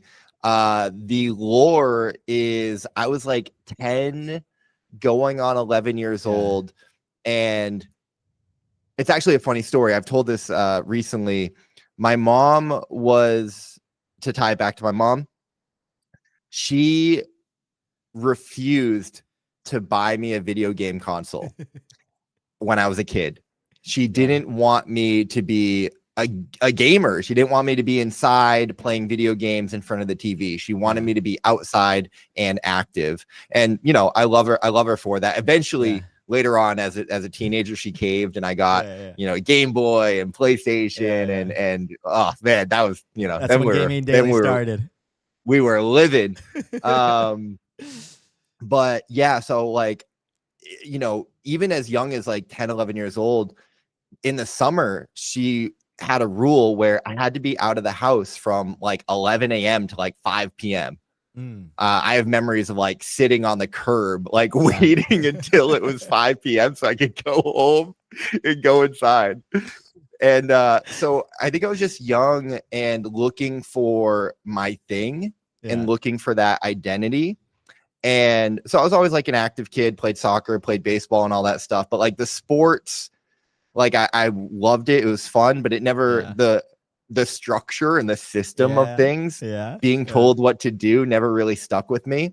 So skateboarding looked cool. I tried it. It was really hard. And I was like, no, it's too hard. I give up. I went to rollerblading, and like rollerblading was too easy. And I was like, nah, it's too easy. Like, get out of here. I tried riding bikes and like doing tricks on bikes, and bikes were like somewhere in the middle of like being easy, but hard. And I was like, nah, bike's not it. I even tried scooters at one point, but this is not like, then you hit a shin and then no more. Listen, man, I grew up in the 90s. I'll date myself here. And like, this is not the cool Razor scooters. This was like the ones with the big tires. You know, they were not the cool ones. Yeah. And again, I did like a bunny hop on a scooter, and I was like, this is too easy. Like, get out of here. So then I went back to skateboarding. Yeah. And because I had like gone through that cycle of like trying something and giving up, I was like, I am sticking with this. Like, this is like, I'm not going to change anymore. I'm going to become a skateboarder. And I think I spent like 7-8 months literally every day trying to learn how to ollie. 11 years old, trying to learn how to ollie. And you finally get that ollie where it's like half an inch off the ground. Yeah. And you're like, wait, was that real? Like, did it count? Does it count? Like, did I ollie?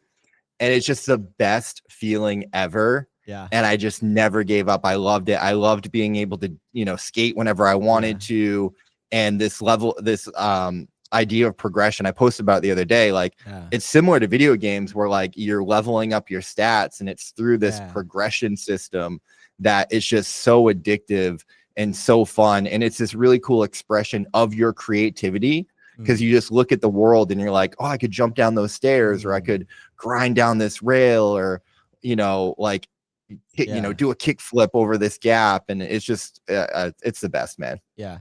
And I think you have like another like specific like nomenclature for like, I guess a tagline of like be cringe, right? Like a lot of those first initial 7 months is like, you did not get to ollie. You know what I mean? Like, but like that's kind of also what needs to be done within like the creator journey as well. And I think you're very inspirational when it comes to talking about your creator journey. I see a lot of like the specific ones. No clips of me, by the way, which is very telling, but a lot of clips of you and also Pachara. But one of the clips that kind of went viral within at least my timeline was like your specific cringe, right? Like you have to start off being cringe. Like you're not going to be good like right away. And I think you have a deeper understanding of that because of skating. But want to kind of get into that a little bit of like, why do you say that term? And does it also root back to your skate, like pretty much your skating is like, I need to do reps and sets for a long period of time to be able to be good. You're also somebody that like is very big on numbers of like, you just need, how many posts have you done? Because not enough is the answer. Right. Yeah. It is about that consistency and getting through that hard time. Because it's not going to be easy. It's not going to be fun. And at times it is going to be cringe. Yeah. I can't take all the credit. The cringe maxing term came from, I think it was like a Wolves mastermind. Yeah. And then we talked about it in the upskill workshop, which was again, it was Alex Finn, nice. NFT God. Nice. NFT God had this post about like cringe maxing. And it just resonated a lot of like, you gotta put yourself out there. So it really started to come from that, because it really resonated with the upskill workshop. Shout out to Slayer. I think that she really resonated with that as well. And other creators have resonated with it. And I agree. And so I can't take credit. It is definitely shout out to NFT God, Alex Finn. But I think it was man, Chris Gaming that said it. Hey, put some respect on his name. But that's what it is. I mean, as a creator, you have to put yourself out there. You have to embrace uncomfortability. You have to make yourself vulnerable, because you're posting yourself, your face, your voice, your thoughts, your opinions, your creativity, your edit, this content that you worked hard on. Right. And it is really, really difficult at times, especially when like you're not finding traction. Right. But again, like kind of like you said with the skateboarding thing, you have to give yourself that, first of all, that first day, that first month, the first day, the first week, the first month, then the first 3 months, and then really 6 to 8 to 12 months. Like, can you give yourself a real shot at making it work? Can you commit to doing something for the next year of your life? Because if not, then the chances of you giving up and not, it's like that photo of the guy digging for diamonds. Yeah. And it's like the guy that gives up, he like was, 2 inches away from success. Correct. And the guy that keeps going is going to find success. And the only reason that I've found success is because I've been fortunate and lucky enough to be cringed for the past 3 years on the internet, and I've survived for 3 years, and the compound interest and compounding effect of me being here has really driven a lot of that. I also think though, like it started before 3 years, because also getting to know you have had a lot of opportunity, not even opportunity, but like you very much value personal growth, right? Like in terms of like building yourself up from a knowledge standpoint. And like, I even say that for myself, like content creation started in 2021 with me. But before that, I've had like maybe 3 or 4 businesses that I try to do merch business. I've tried to do all that stuff. I've tried to do the Amazon drop shipping thing, all this type of stuff. And you kind of go through it, that like not even content creation, like no one even knows about you because you don't even know how to do content yet. But what was that like kind of like years before? I know you've also talked about different types of clubs you've been in, or like networks and like things like that. But what are some of those like specific journeys of getting to maybe this entrepreneurial bug? When did that happen for you? Yeah, a couple different directions. As a creator, but like I think you're more of a business guy, but that uses content to amplify business. And you understand how important content is, but you really understand business on a long time horizon. So yeah. I'm like reflecting on it, man, because there's a lot of different ways that we can go. Like Clippers will do their work. You know, I was like 7 years old baking Toll House cookies in the toaster, wrapping them up in tin foil, like aluminum, drawing a star on it in markers, and then going up the street and knocking on my neighbors' doors and trying to sell cookies. And I sold like 6 cookies for like 35 cents. Oh, 35 cents. I think I was charging like a nickel, and the guy felt bad and like just gave me all the change that he had, and it was like 35 cents. And I went home. I was so excited. I was like, this is amazing. So I've always had this entrepreneurial drive in me. And I think that honestly, again, comes from like growing up and not having much. I remember selling candy in like the 4th grade, at lunch. And I got in trouble at the school. They're like, you can't be doing that because this is going to lead to you selling other things. And I was like, bro, it's just Sour Patch. But then, you know, I didn't know what I wanted to do for a long time. I went to college and I was very lost. I was very confused. I was like, what is the purpose of life? What do I want to do with my life? How do we achieve? How do we, you know, make money? How do we take care of our family? How do I change my life? And it wasn't until I read The 4-Hour Work Week from Tim Ferriss that I learned this idea of like, you can build a business that gives you a certain level of financial freedom, that then allows you to recapture and take control of your time. And I love that idea. And I was like, yeah, I want to make things that help people, that then give you enough like leverage and scale that, you know, you can, you know, like be rich or be time rich and be life rich because you have the freedom to do what you want to do. So that was like, that's when everything really clicked for me. And I was like, that was around it was the year I graduated. It was like the summer. I was like, I was a waiter at a restaurant in Boston. So like delaying getting a job because like I didn't know what I wanted to do. And I was like, I'm gonna take this summer off and read books. And that was one of the books that I read. And I was like, this is it. So then I got a job at internet marketing and worked for some companies that were also inspired by Tim Ferriss's 4-Hour Work Week, and really kind of learned how to build a business online, and always wanted to do my own thing. And I actually tried to make my own thing and it failed. And I went into debt and had to like move home and get a job and all of these things. Like life doesn't go the way that you think it's going to go, but you just have to keep pushing and keep going. And so that's why, like, again, like you know, a lot of people want to start making content or start doing something, but right, you know, 99% of people don't make that leap. right, And maybe when they do, they, you know, the cliche thing is like, you're going to wish that you started a year ago.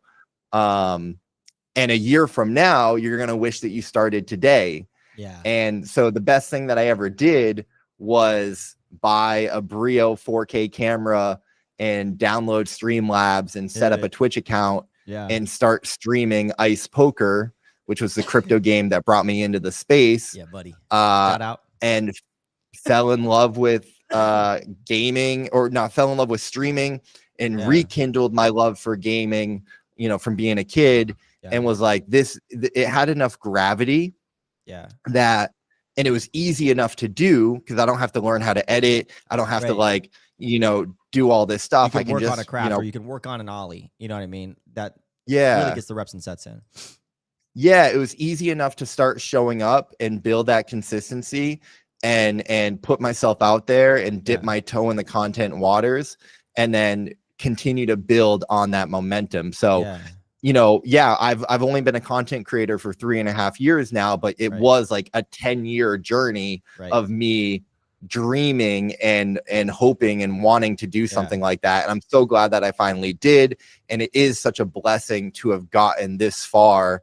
And it's the best thing I ever did. And that's why I'm so passionate about mentoring other creators or helping other creators along their journey. Cause I'm like, if I can do it, you can do it too. Yeah, for sure.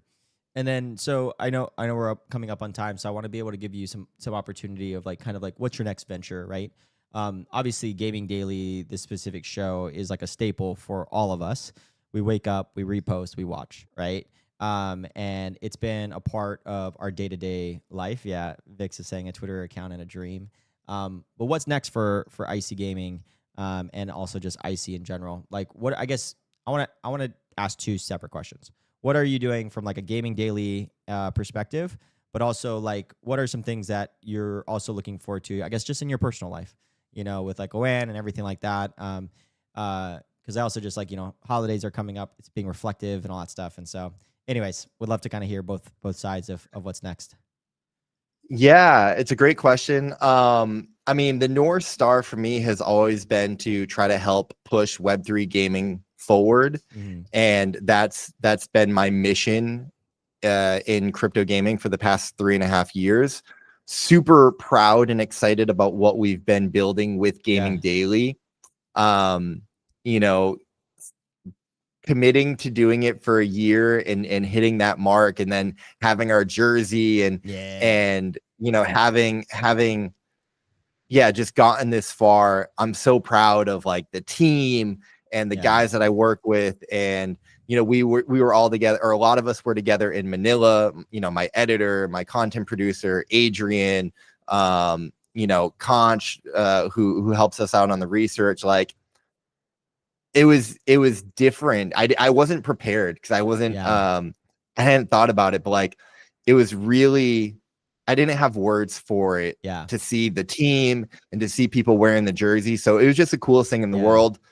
Right now we're working on the website. We're in private early access of gamingdaily.gg, which is our news and events aggregator. And really, you know, what I feel like is the ultimate gift that I can give to the space, which is like a 24/7, you know, version of Gaming Daily, where people can go and find the events and the games and the, you know, the upcoming mints or TGEs or launches that, you know, they're going to care about, or the breaking news that they care about. So we're really, really passionate about what we're doing at gamingdaily.gg. And I'm really excited to keep building that over the next, you know, 3, 6, 12 months.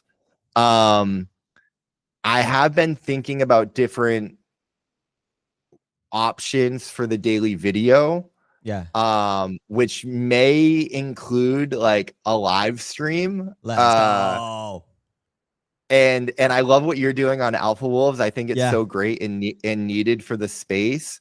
So we have been thinking about ways to interview more founders and builders in the space. Because I'll be honest, man, like, you know, crypto gaming this year has really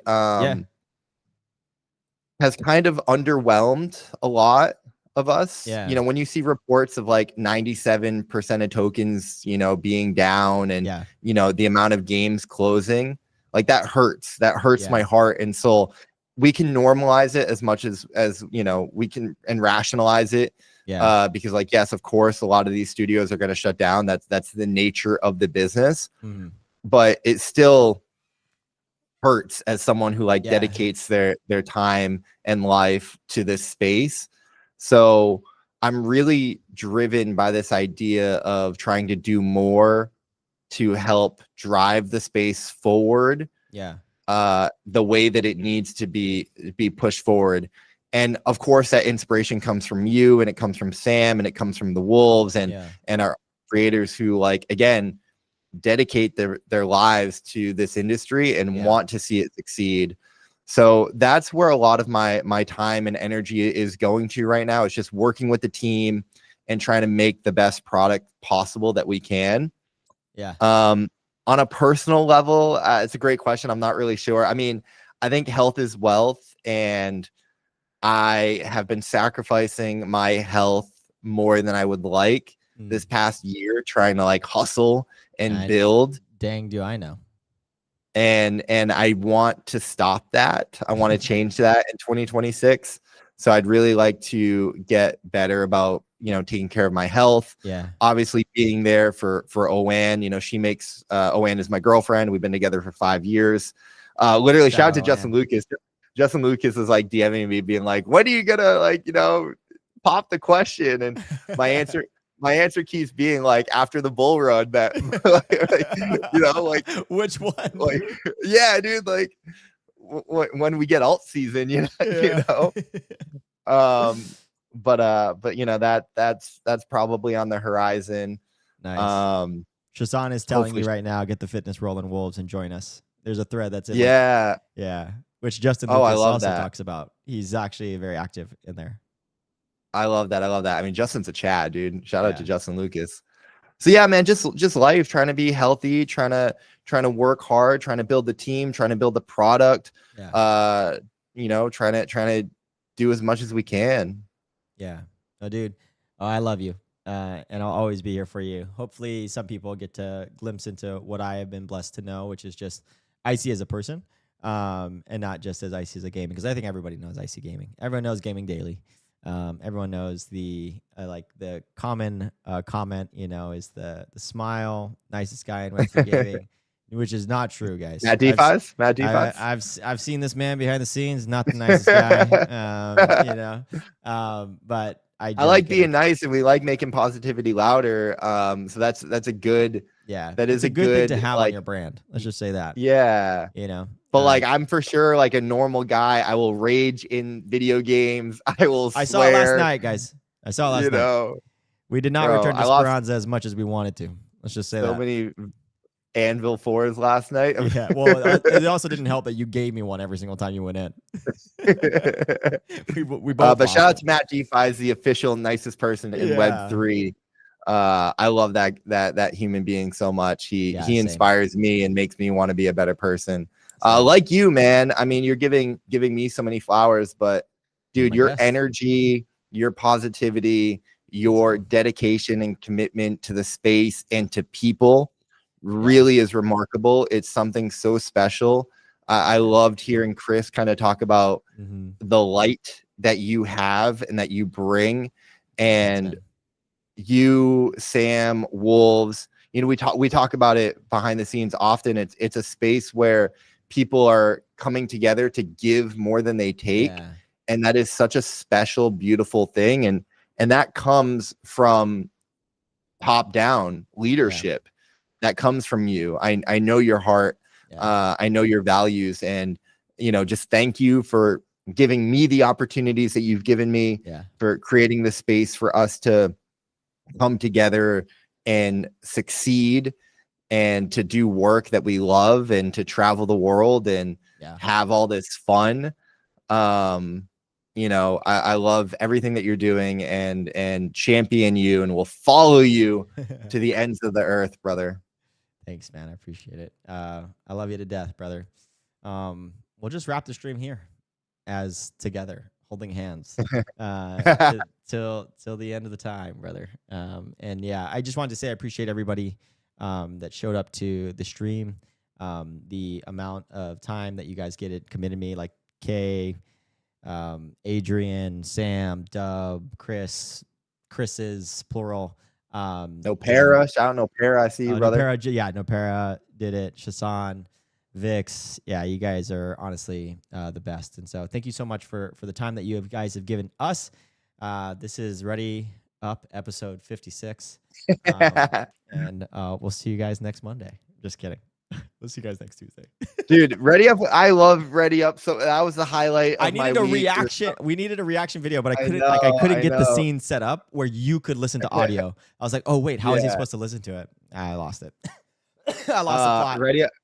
Ready Up was so great, man. But I mean, a lot of people who have been following us and with us on that journey, like, know the story. Yeah. But for anyone else, like, I just, and maybe some people haven't heard this part.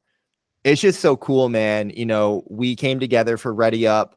We had our passions. Yeah. We had our love for content and for the space, but we also like had these other things that we wanted to build. And, it got to a point where Ready Up didn't make sense to do in the way that we were doing it. And you had started Alpha Wolves, and now you're building Kazuno, which was Project Black Box, which you were telling me for so long you wanted to build. And I was telling you about the gaming calendar and gaming daily, how I wanted to build it.